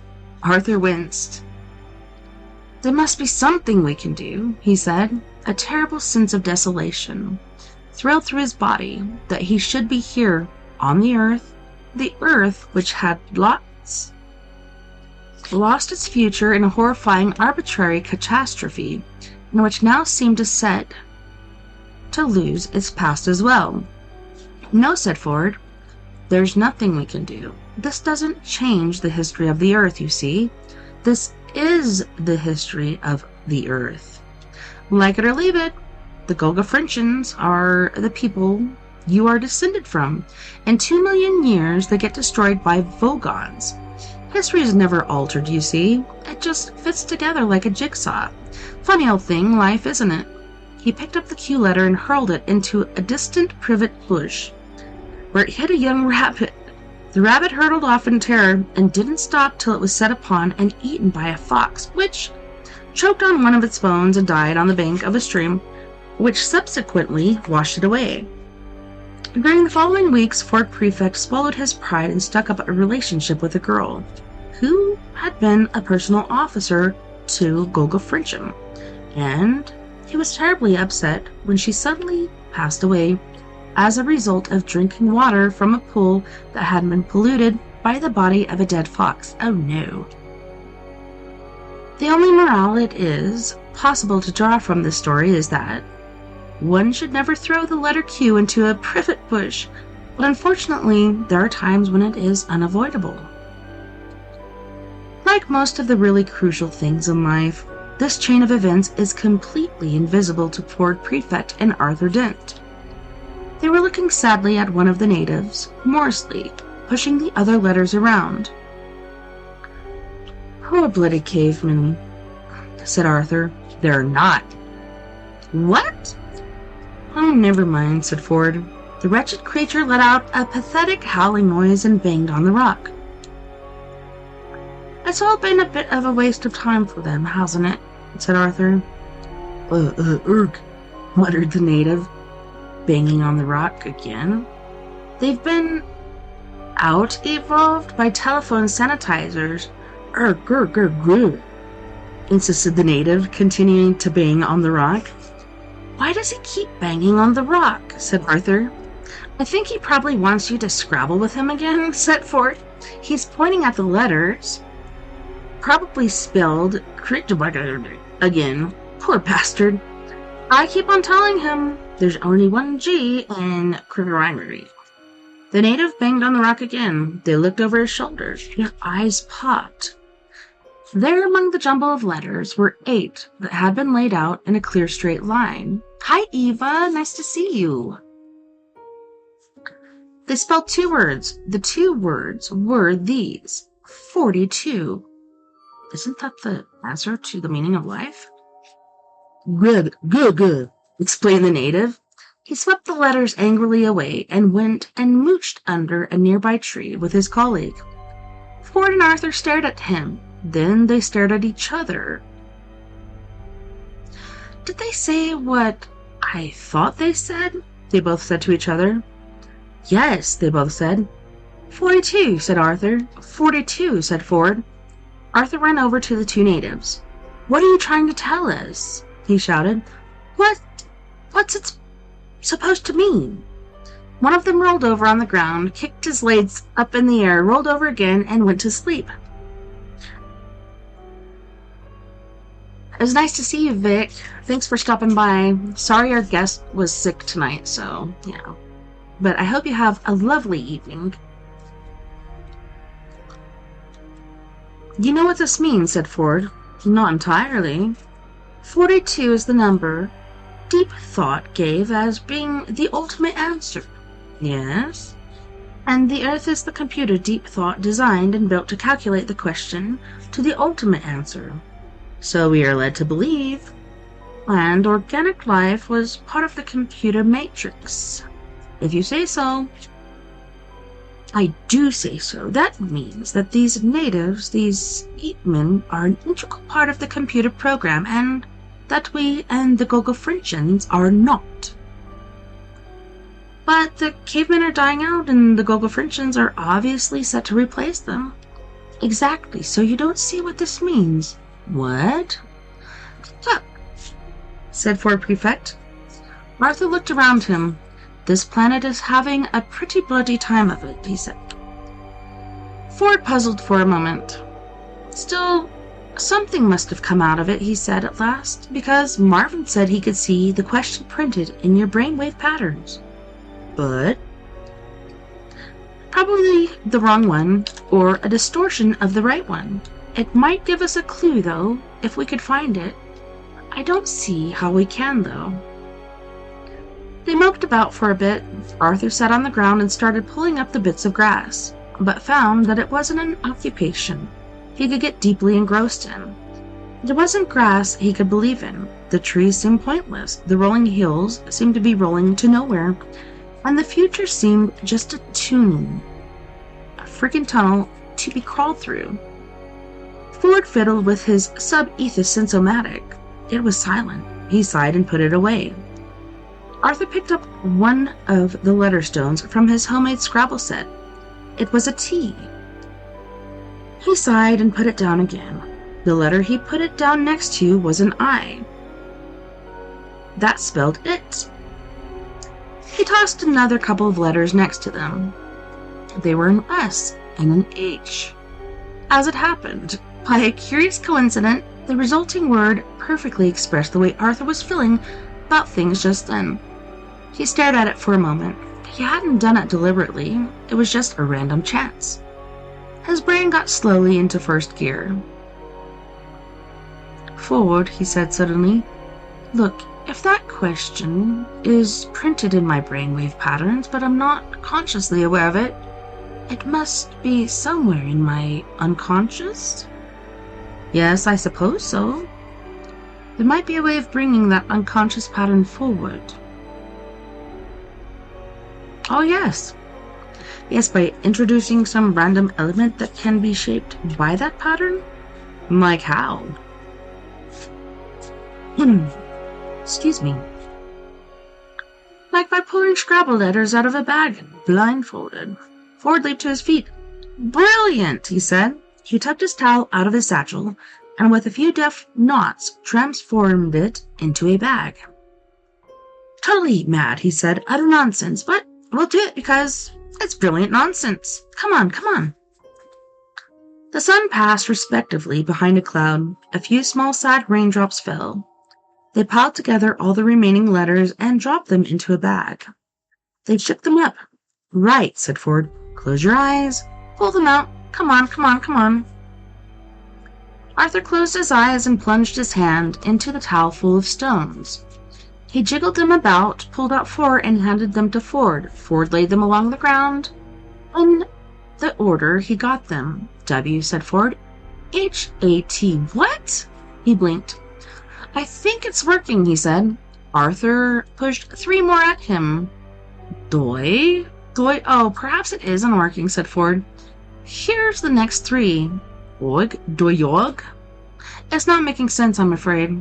Arthur pulled another 2 from the bag. Ford put them in place. E.T. Doyoget? Do you get? Shouted Ford. It is working. This is amazing. It really is working. More here, said Arthur, as he was throwing them out feverishly as fast as he could go. If, said Ford, you multiply, what do you get if you multiply 6? 6 by 6 by, what do you get if you multiply 6 by 9? 6 by 9? He paused. Come on, where's the next one? That's the lot, said Arthur. That's all there were. He sat back nonplussed. He rooted around again in the knotted-up towel, but there were no more letters. You mean that's it? Said Ford. That's it. 6 by 9, 42. That's it. That's all there is. Chapter 34. Oh my goodness. How long is this one? Oh, we're there. We're at the finish line. Woot woot. The sun came out and beamed cheerfully at them. A bird sang. A warm breeze wafted through the trees and lifted the heads of the flowers, carrying their scent away through the woods. An insect droned past on its way to do whatever it is that insects do in the late afternoon. The sounds of voices lilted through the trees, followed a moment later by 2 girls who stopped in surprise at the sight of Ford Prefect and Arthur Dent apparently lying on the ground in agony. In fact, rocking with noiseless laughter. No, don't go, called poor Ford Prefect before gasps. We'll be with you in just a moment. What's the matter? Asked one of the girls. She was the taller and slimmer of the 2. On Golga Frensham, she had been a junior personnel officer but hadn't liked it much. Ford pulled himself together. Excuse me, he said. Hello. My friend and I were just contemplating the meaning of life. Frivolous exercise. Oh, it's you, said the girl. You made a bit of a spectacle of yourself this afternoon. You were quite funny to begin with, but you did bang on a bit. Did I? Oh, yes. Yes, what was all that for? Asked the other girl, a shorter, round-faced girl who had been an art director for a small advertising company on Golga Frensham. Whatever the privations of this world were, she went to sleep every night profoundly grateful for the fact that whatever she had to face in the morning, it wouldn't be 100 almost identical photographs of moodily lit tubes of toothpaste. For nothing. Nothing's for anything, said Ford Prefect. Come and join us. I'm Ford. This is Arthur. We were just about to do nothing at all for a while, but it can wait. The girls looked around them and at them doubtfully. I'm Agda, said the tall one. This is Mella. Hello, Agda. Hello, Mella, said Ford.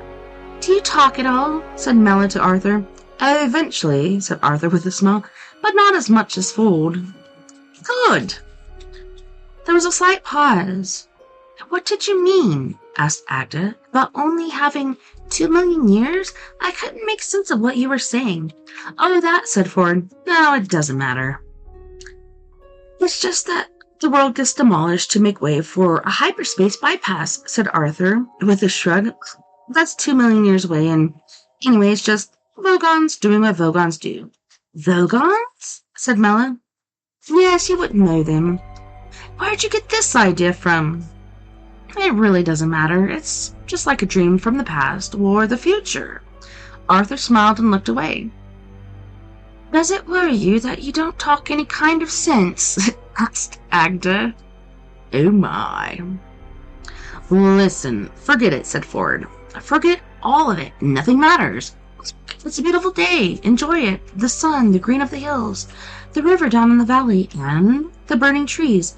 Even if it's only a dream, it's a pretty horrible idea, said Mella. Destroying our world just to make a bypass. Oh, I've heard of worse, said Ford. I read of one planet off in the 7th dimension that got used as a ball in a game of intergalactic bar billiards. Got potted straight into a black hole. Killed 10 billion people.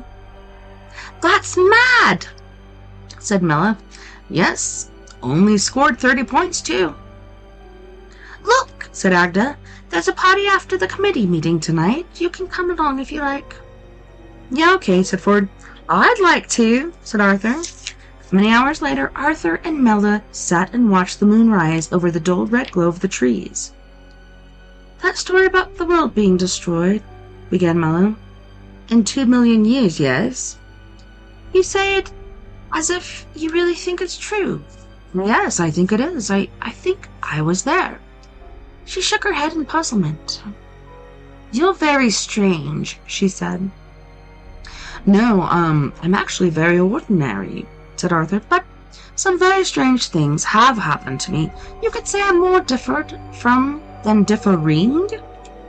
And that other world your friend talked about, the one that got pushed into a black hole? I don't know about that one. Sounds like something from a book. What book? Arthur paused. The Hitchhiker's Guide to the Galaxy, he said at last. What's that? Oh, just something I threw into the river this evening. I don't think I'll be wanting it anymore, said Arthur Dent. Don't panic. There's more to the Hitchhiker's Guide. Read the complete series. So we've gotten through the Hitchhiker's Guide to the Galaxy, then the restaurant at the end of the universe. The one we're going to be starting next week is Life, the Universe, and Everything. So that's going to be awesome. On that note, boys and girls, we are going to go to our second music break. And on this break, we have, once again, Mr. Jeff Hilliard from Los Angeles, California, with his 80s sort of ballad that's called Abandoned. I think it's funny. It's like a modern day Weird Al Yankovic sort of music. I don't know, they call it satire, I believe. But yeah, he cracks me up. Like I said, when he first approached me with that Multitude song, I thought he was jacking with me, but he's pretty dang cool. And then we have Miss Mia Savage from Arizona with her group Antidote for Savages. She's the only one that does the lyrics, the music, everything. She's like a cute little tiny Trent Reznor. And she's going to be singing The Bottom Line, Your Skeleton, and Lemurian Crypto. Don't go anywhere. We'll be right back after this music break.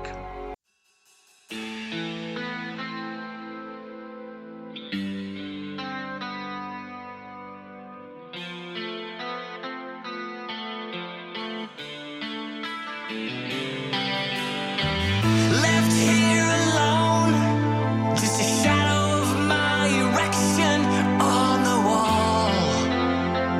Why won't you answer my calls? I gave you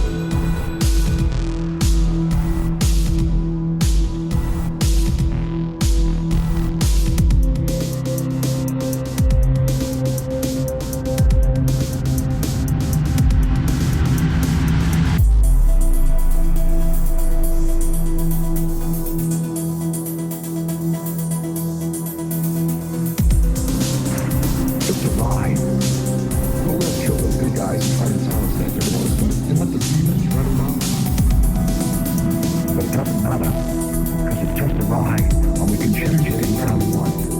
Totally the choice. No record, no work, no job, no savings of money. Just a choice right now between fear and love.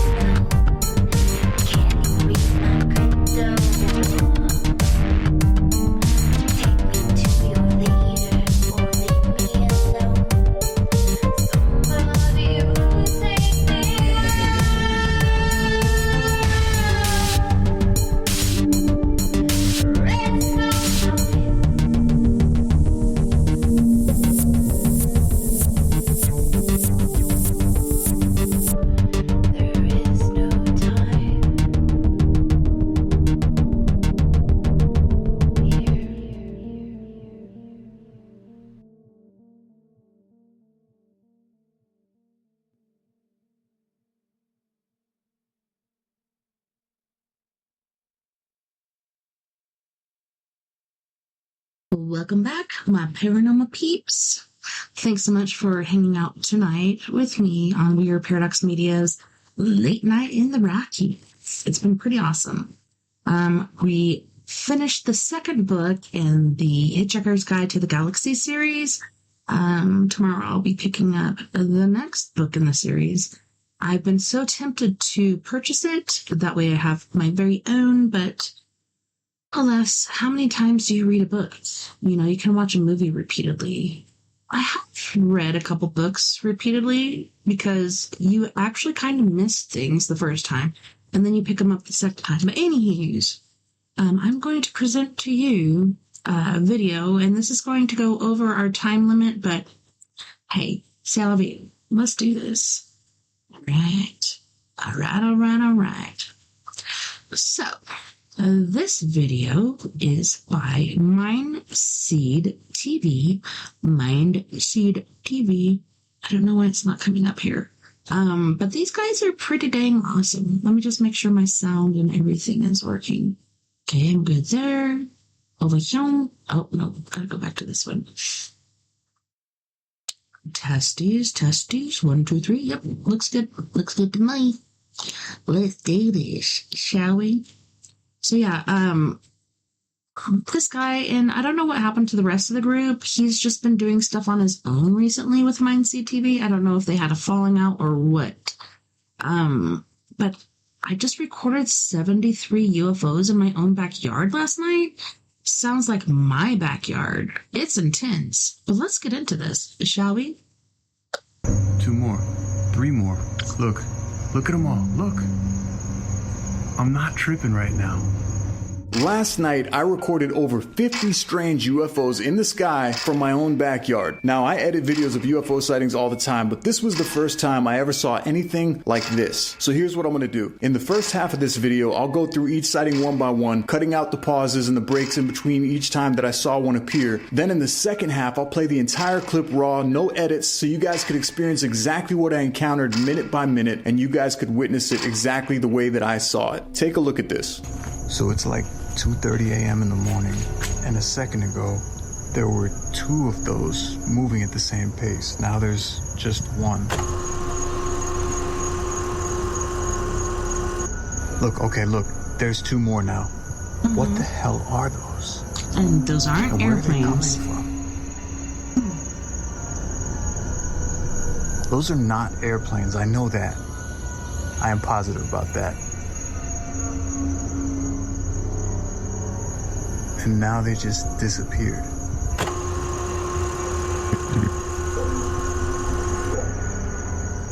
Yeah, it's back again. There.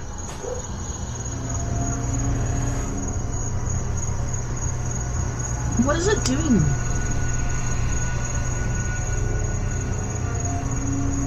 And then it burns out. It's just gone. Yeah, it blinks out. There it is. That one looks like a burnout. All traveling the same direction?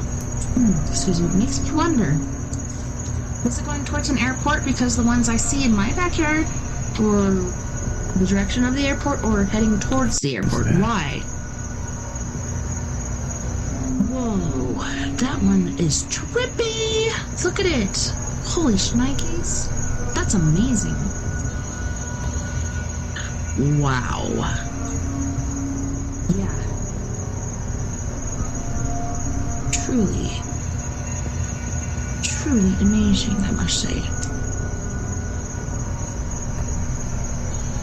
Alright, so my first thought was probably the same as most of you. I thought maybe this had something to do with SpaceX. But then again, I mean, does Starlink ever send multiple satellites down at once? I really don't know, but that was my initial thought. But then, they just kept coming. They kept appearing. Seriously. You have to see this to believe it. Just keep watching. It gets nuts.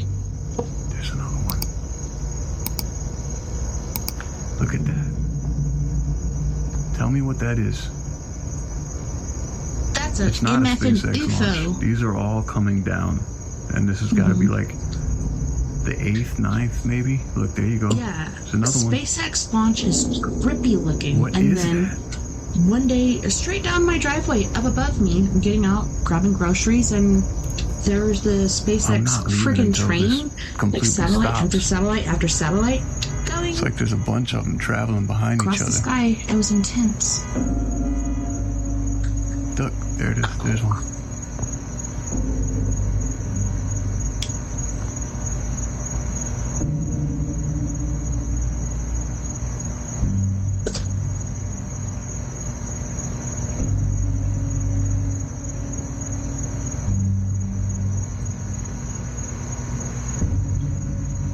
Alright, those are clouds. This time we got some clouds. Look, there's another one. It just appeared. I'm telling you, these things are just coming in out of the sky right now.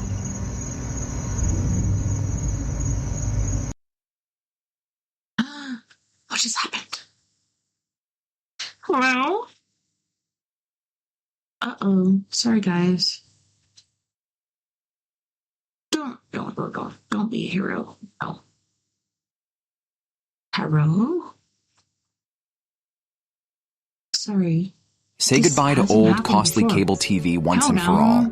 This revolutionary Look. invention gives you access to your favorite channels and movies completely free of I have to charge. go back to Greedy the actual cable page. corporations are trying their best. They are greedy and they suck. Is it Generally, normal when I for SpaceX watch a video to from have my like email, it doesn't do this, but that's 6 or 7 pretty rockets interesting. landing at the same time, like returning from orbit? Look, those are the 2 back there. You see them?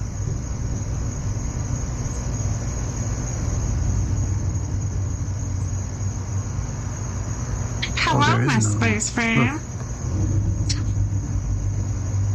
Oh yeah, there's it's 2 just of 'em. dimmer. What the f*** are those? That one too. And they're all going the same direction. Going down. Where are they going? Wow. Look, there's another one. See, that's not the same. Because now that one's way up above the tree line. And it just It's popped up. brighter. Just showed It's up. kind of like that Look. one that was tumbling earlier. Look at this.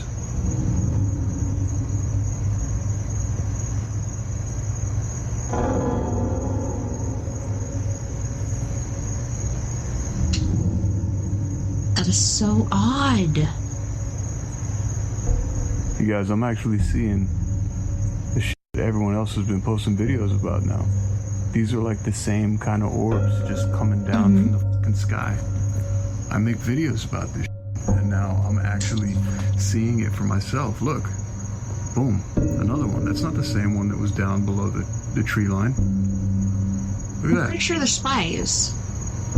I think the space. So at this point, I was orbs- trying to figure out which direction they were coming from and which direction they were going, and it seemed like they were all entering our atmosphere, or at least first appearing north to northeast, and they were all kind of heading in an eastern direction, and that's where they would end up fizzling out at. East from me is over the going ocean, west. so why would they all be heading there? I really don't know, but keep watching because that's not all. There's a couple really cool moments coming up. Check this out.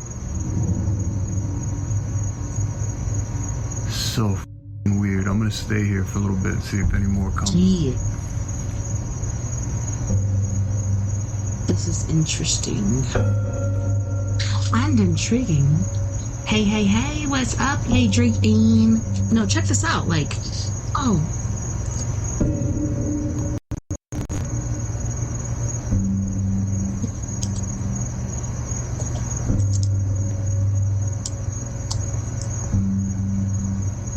It's descending. It's coming It down. is. They're everywhere. It's so scary. Hey. We got 2 tubers and 1 Twitch. And who knows what else beyond that? You can't 2 really more. tell. Isn't 3 that more. crazy? Look. There was one just now at the bottom. I don't know if you guys would be able to catch it. I saw it. Oh, look. Look at them all. There's 3 Look. up there. I'm not tripping Triangle right formation. now. There's 3 in a triangular f***ing shape. Look at that. I just said that, dude. Yeah. Trippy. What the f***? That's what I'm saying. What the Fraggle Rock? So the triangular shape, this is a type of sighting that many people have reported and documented, but if you look closely at this last clip, 3 of these objects formed a perfect triangle for a few seconds. They moved at the same speed, they kept a perfect distance apart, and I remember thinking, alright, this is probably going to die out soon. No. Watch what happens when an airplane passes by.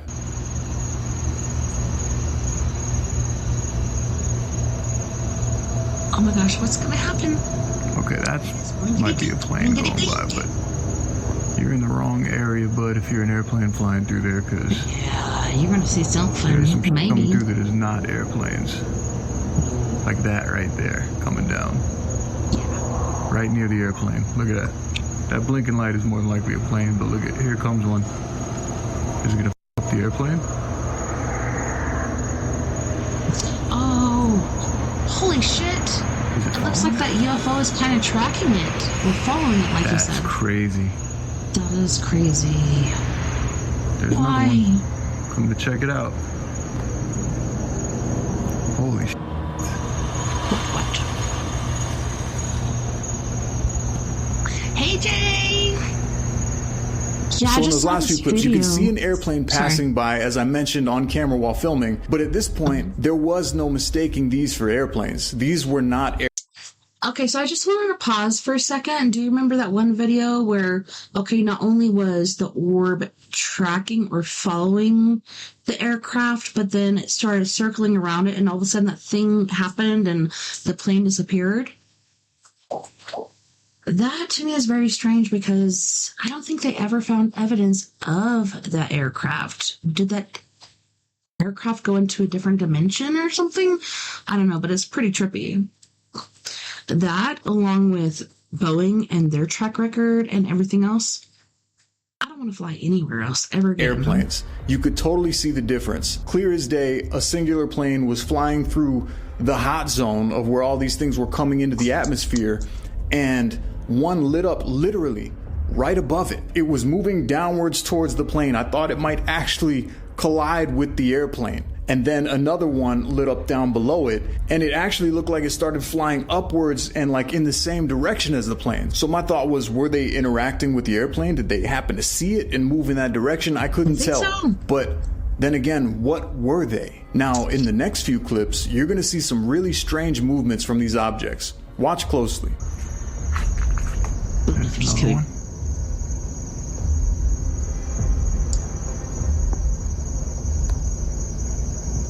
2 of them, 3 of them. See the one down there?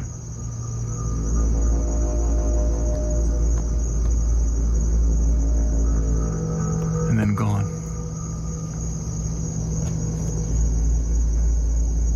I don't know what that is.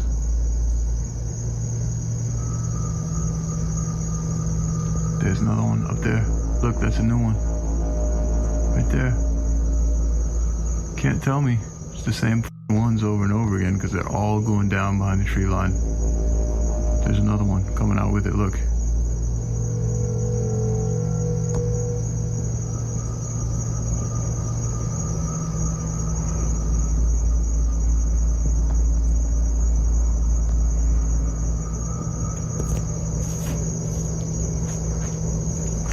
This is nuts. Oh, yeah, you want some clones? We could probably work on that. Adrian, you never know. There's 3. We could. There was one down there by the Maybe. house. There was 2 up here. The bottom one's fading. The top one's still lit. When I worked at, I think it was Triple S Realty or whatnot, some guy came in. He's like, 2 more. don't you work over here, blah, blah, blah? I'm like, no. One going down behind the I've tree. only worked over here and It just- doing oh, it just housekeeping and changed stuff. direction. And he's like, Look you at have that. a twin, and she's right down the road, which those is weird two just because moved generally, crazy quick. if you have a twin, One of them went they're left, and then the other one miles just popped apart, up and but like that went was, around that it. was pretty interesting. That one's going down, and the other one went right. Holy. I need to put a video together of my pics and videos.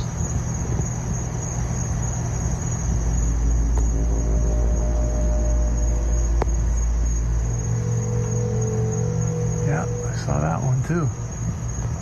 Just disappeared really quick though. Did you know? Did you see the way that they just suddenly shifted? I mean, if it's not strange enough seeing over 50 of these floating in our orbit, how do you explain this?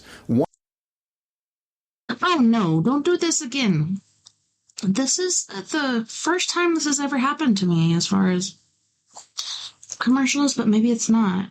Maybe the family's back and they're messing with the internet. I don't know. What is You're doing manifestation wrong, and I can prove it.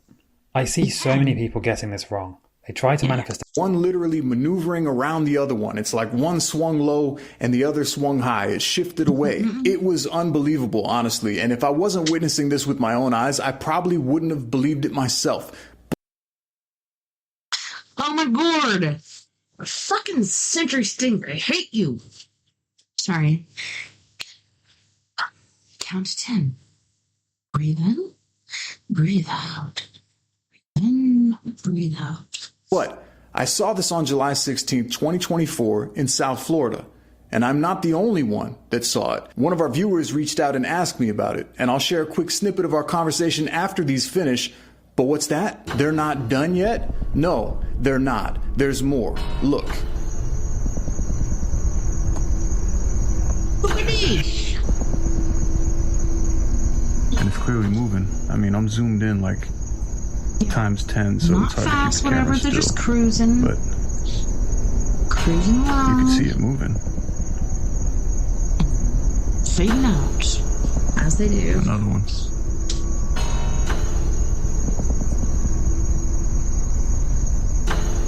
Two more. What the frack, man? Really?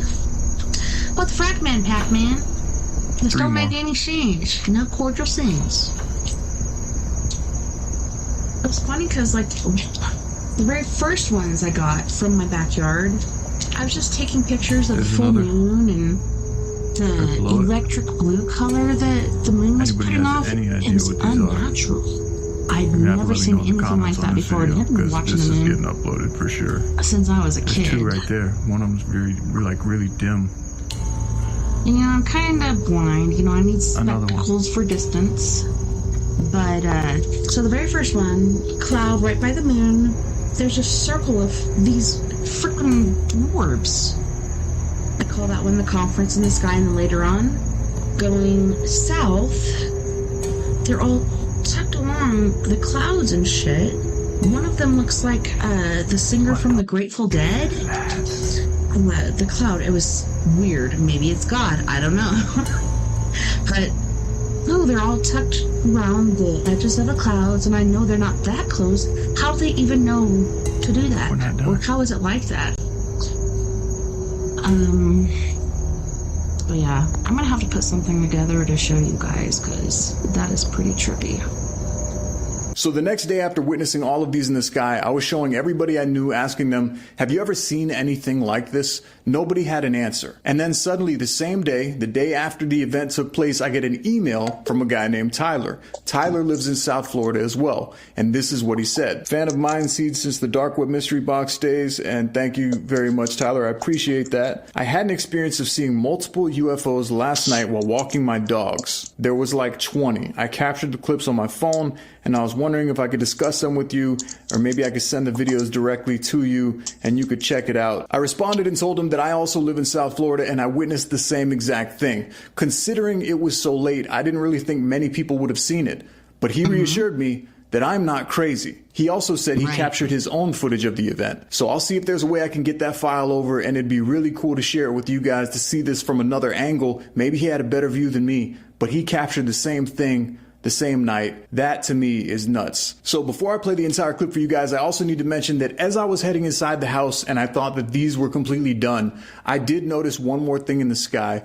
I thought it was a star, and then I noticed that it was slowly moving in one direction. So I started filming it. It literally looks like it took off and went out of our atmosphere around the same time that I captured all of these entering our atmosphere. Take a look at this.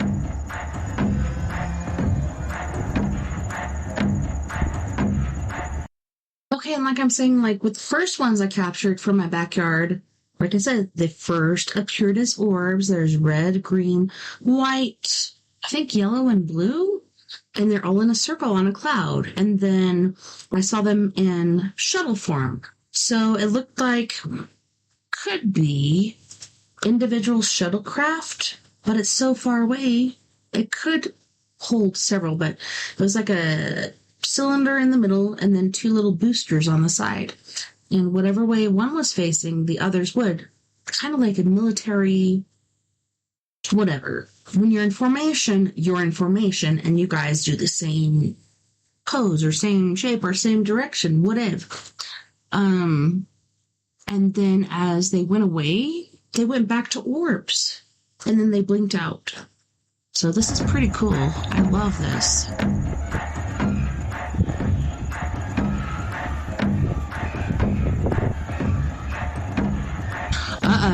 Now they're playing ass grabber games. What is this music? It's kind of tribal.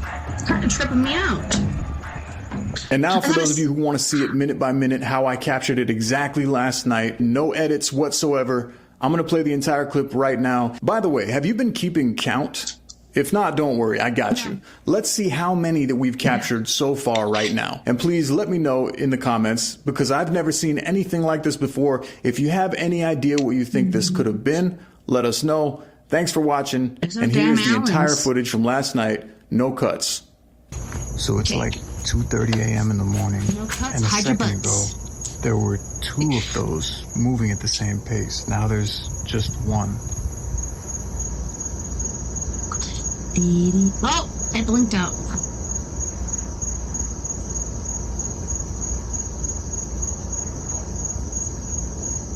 And that's a cable cord holding down the power line, right? Or is that a power line going across? What the fuck is that? Oh no, I don't care. It's gonna blink back soon. You know? There it is. And that reminds... Look, there we look, go. There's two more now. Hi! What Welcome. the hell are those? That one's about to And fade where out. are they coming from? They're scanning. That's what I think. Those like are they're not scanning airplanes. I know that. the Earth. This I am is where the positive human about that. beings are. This is where we're going to zappy kill them or whatever the crap they're doing. And now they just disappeared. Yeah. But it was like after that first sighting I had, I didn't see it with my own eyes, but when you go through your pictures as a photographer, you're just like, what is this anomaly? Not only is there one, there's several. And so that's when I saw them, because like I said, at a distance, and then, reappear. My vision sucks. But going through the pictures and stuff, you could see the craft there and the different positions, they're either up or forward or over here or down. They were all doing the same thing. And then the very last one I caught, they look like Tic Tacs. Who knows what the crack it is, but 2 during the day, and if you look up in the sky, they're this far apart, which is probably would that be a football field or what? But they're just floating along, you don't even fucking care. Yeah. First one blinks out. Second one just kept going. And then all of a sudden this military jet comes and circles around it, and that's when the second one disappeared. It's just gone. That's when you know, this shit is real. Otherwise, the government ain't gonna mess with this. Oh, it's a weather balloon. Let's send our jet out. Right.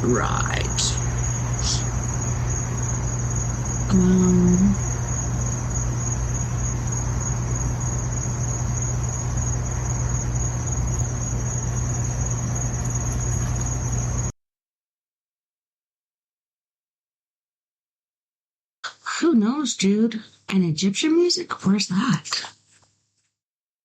FDA warning me about contaminated rice. Yeah.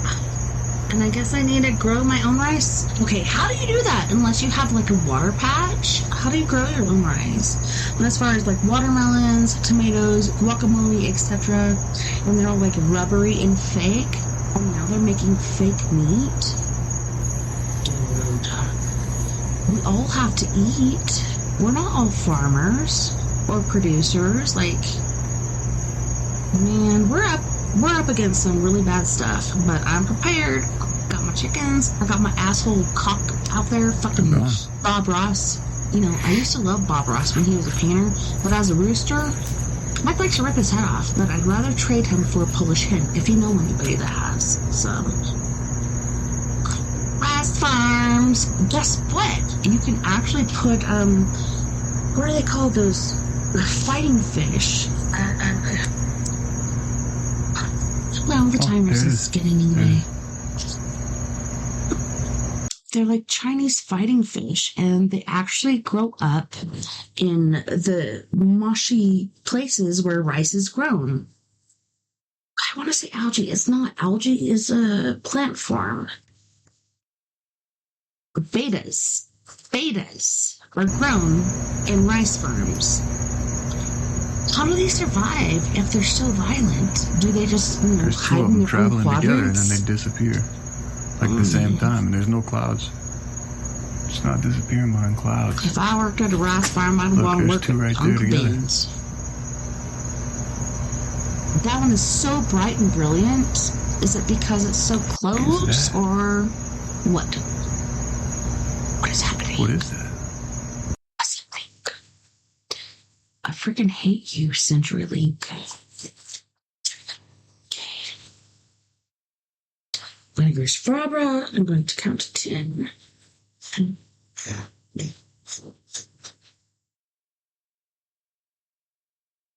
Come on, nobody's here.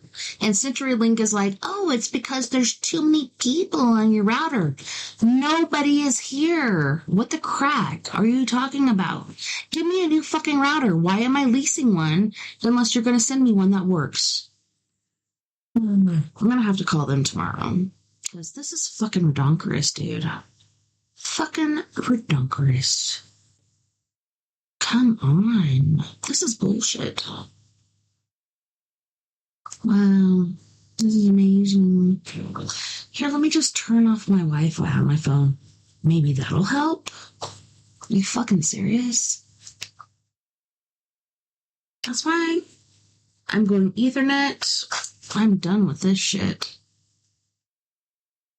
Are those little kitty cat heads? And you're laughing and then little kitty cat heads? That's cute.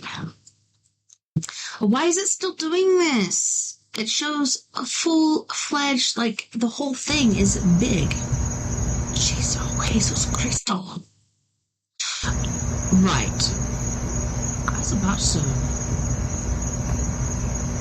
you know. Weird.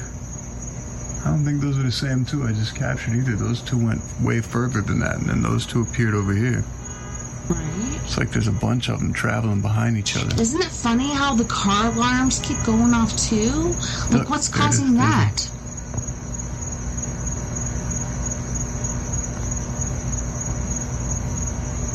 Clickety, clickety, clickety, clack.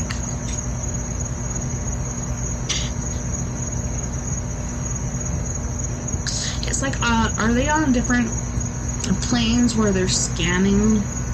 And Right, just like those are Google clouds. does, This they're time it's scanning. clouds. Look, there's another one. It just appeared. I'm telling you, these things are just coming in out of the fucking sky right now.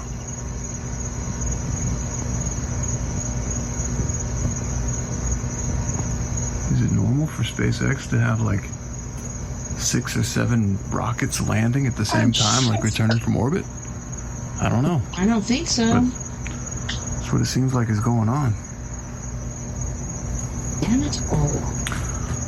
I'm gonna look just for another minute because 2 of them went below the tree line. So if there's another one that lights up here in a second, then it's not the same.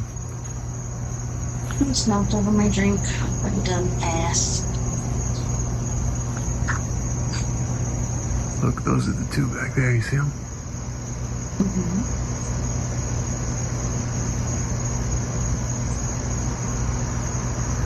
Oh, there is another one. Look. Look, there's 2 of them. What the f are those?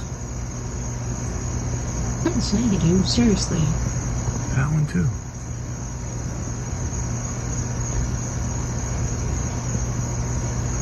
It's going down.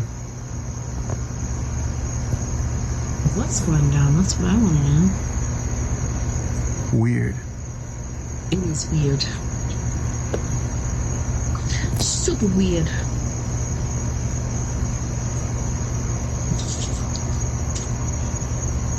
I'm gonna clean up this mess. It's 2:30 a.m. right now, so I don't know. I What just did it. kind of weird SpaceX activity Big ol' takes place baby. at 2:30 in the morning, but I swear I just saw about 4 to 6 different orbs just coming down from the sky. Look, there's another one. See, that's not the same, because now that one's way up above the tree line, and it just popped up, just showed up. Look. Look at this.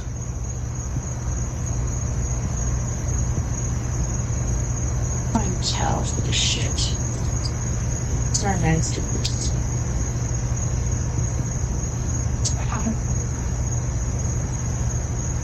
You guys, I'm actually seeing the shit that everyone else has been posting videos about now. These are like the same kind of orbs just coming down from the fucking sky. I make videos about this shit, and now I'm actually seeing it for myself. Look. Boom. Another one. That's not the same one that was down below the tree line. Look at that.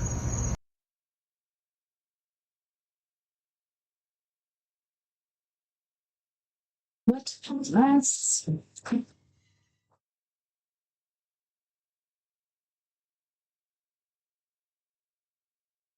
What the heck is going on? Hello?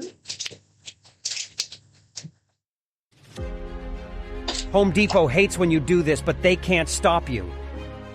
This almost new worked at Home $80 Depot. high-performance pressure That's cool. device has the cleaning It's a stick. power of a military-grade Stick. fighter jet's propulsion system.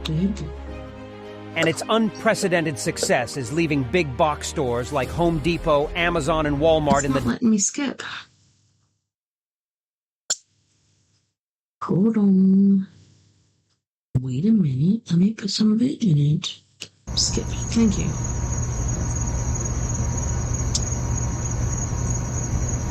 So f***ing weird. I'm gonna stay here for a little bit and see if any more come.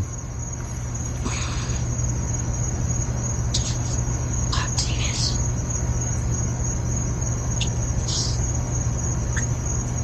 Yeah? no disappointment. See it? Yep, I see it.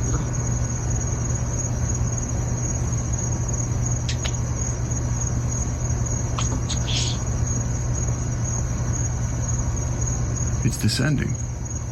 It's coming down.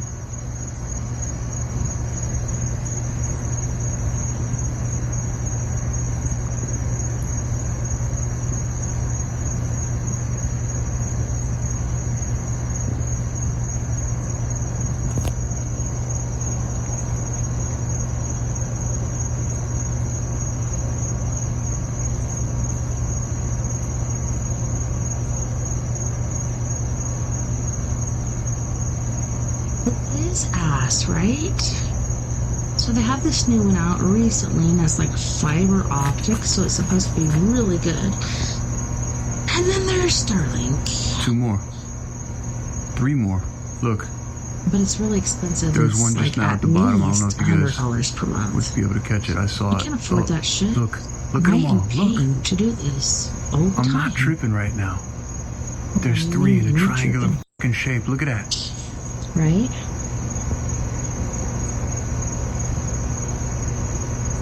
What the fuck? Oh, goodness. Yeah, now I'm one of those people saying, what the fuck? Because I can't explain what those are.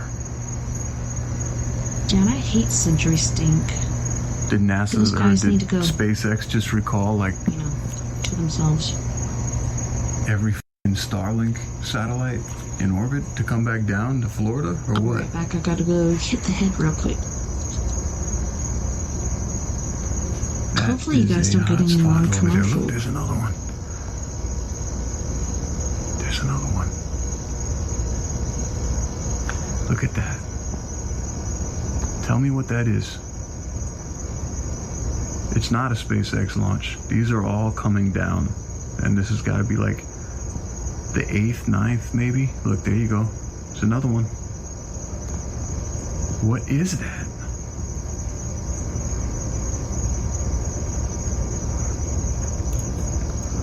I'm not leaving until this completely stops.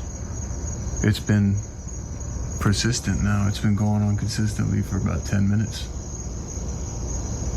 Every like minute or so. Look, there's another one. Look. See it? 2 of them. One by the cloud and one coming around the power line right now.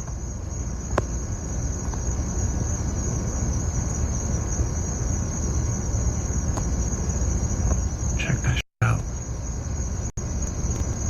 And it's clearly moving. I mean, I'm zoomed in like times 10, so it's hard to keep the camera still. But you can see it moving.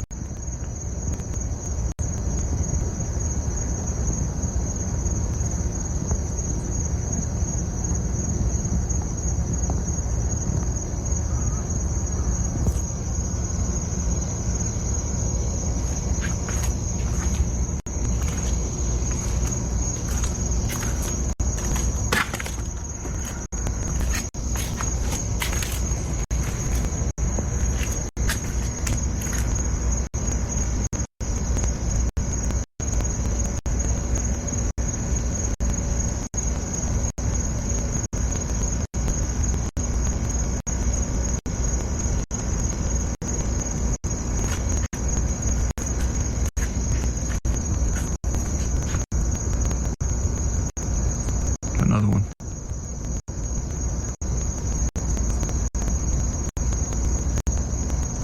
Two more.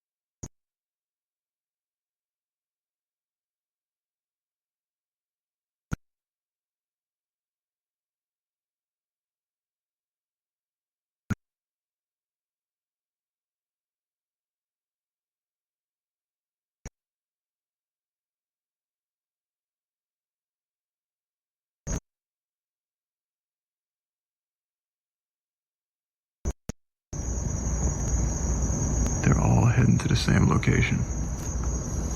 Coordinated? Absolutely. Where are they going? That's the question.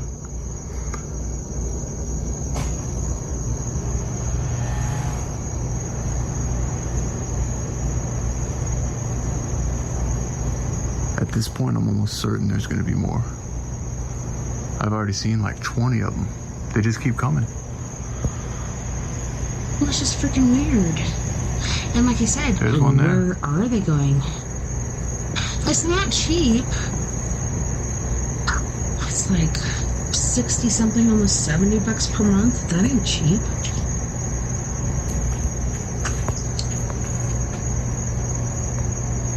Where are they going? What are they up to? That's what I wonder. What are you guys doing?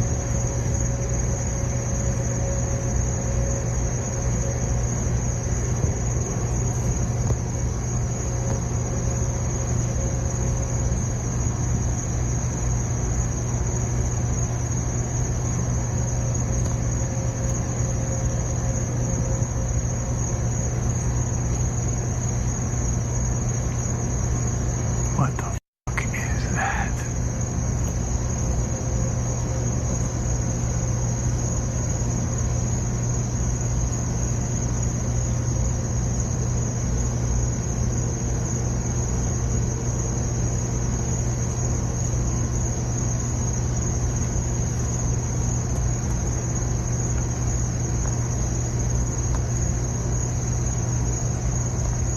Two more. Time for dinner. Just kidding. One going down behind the tree.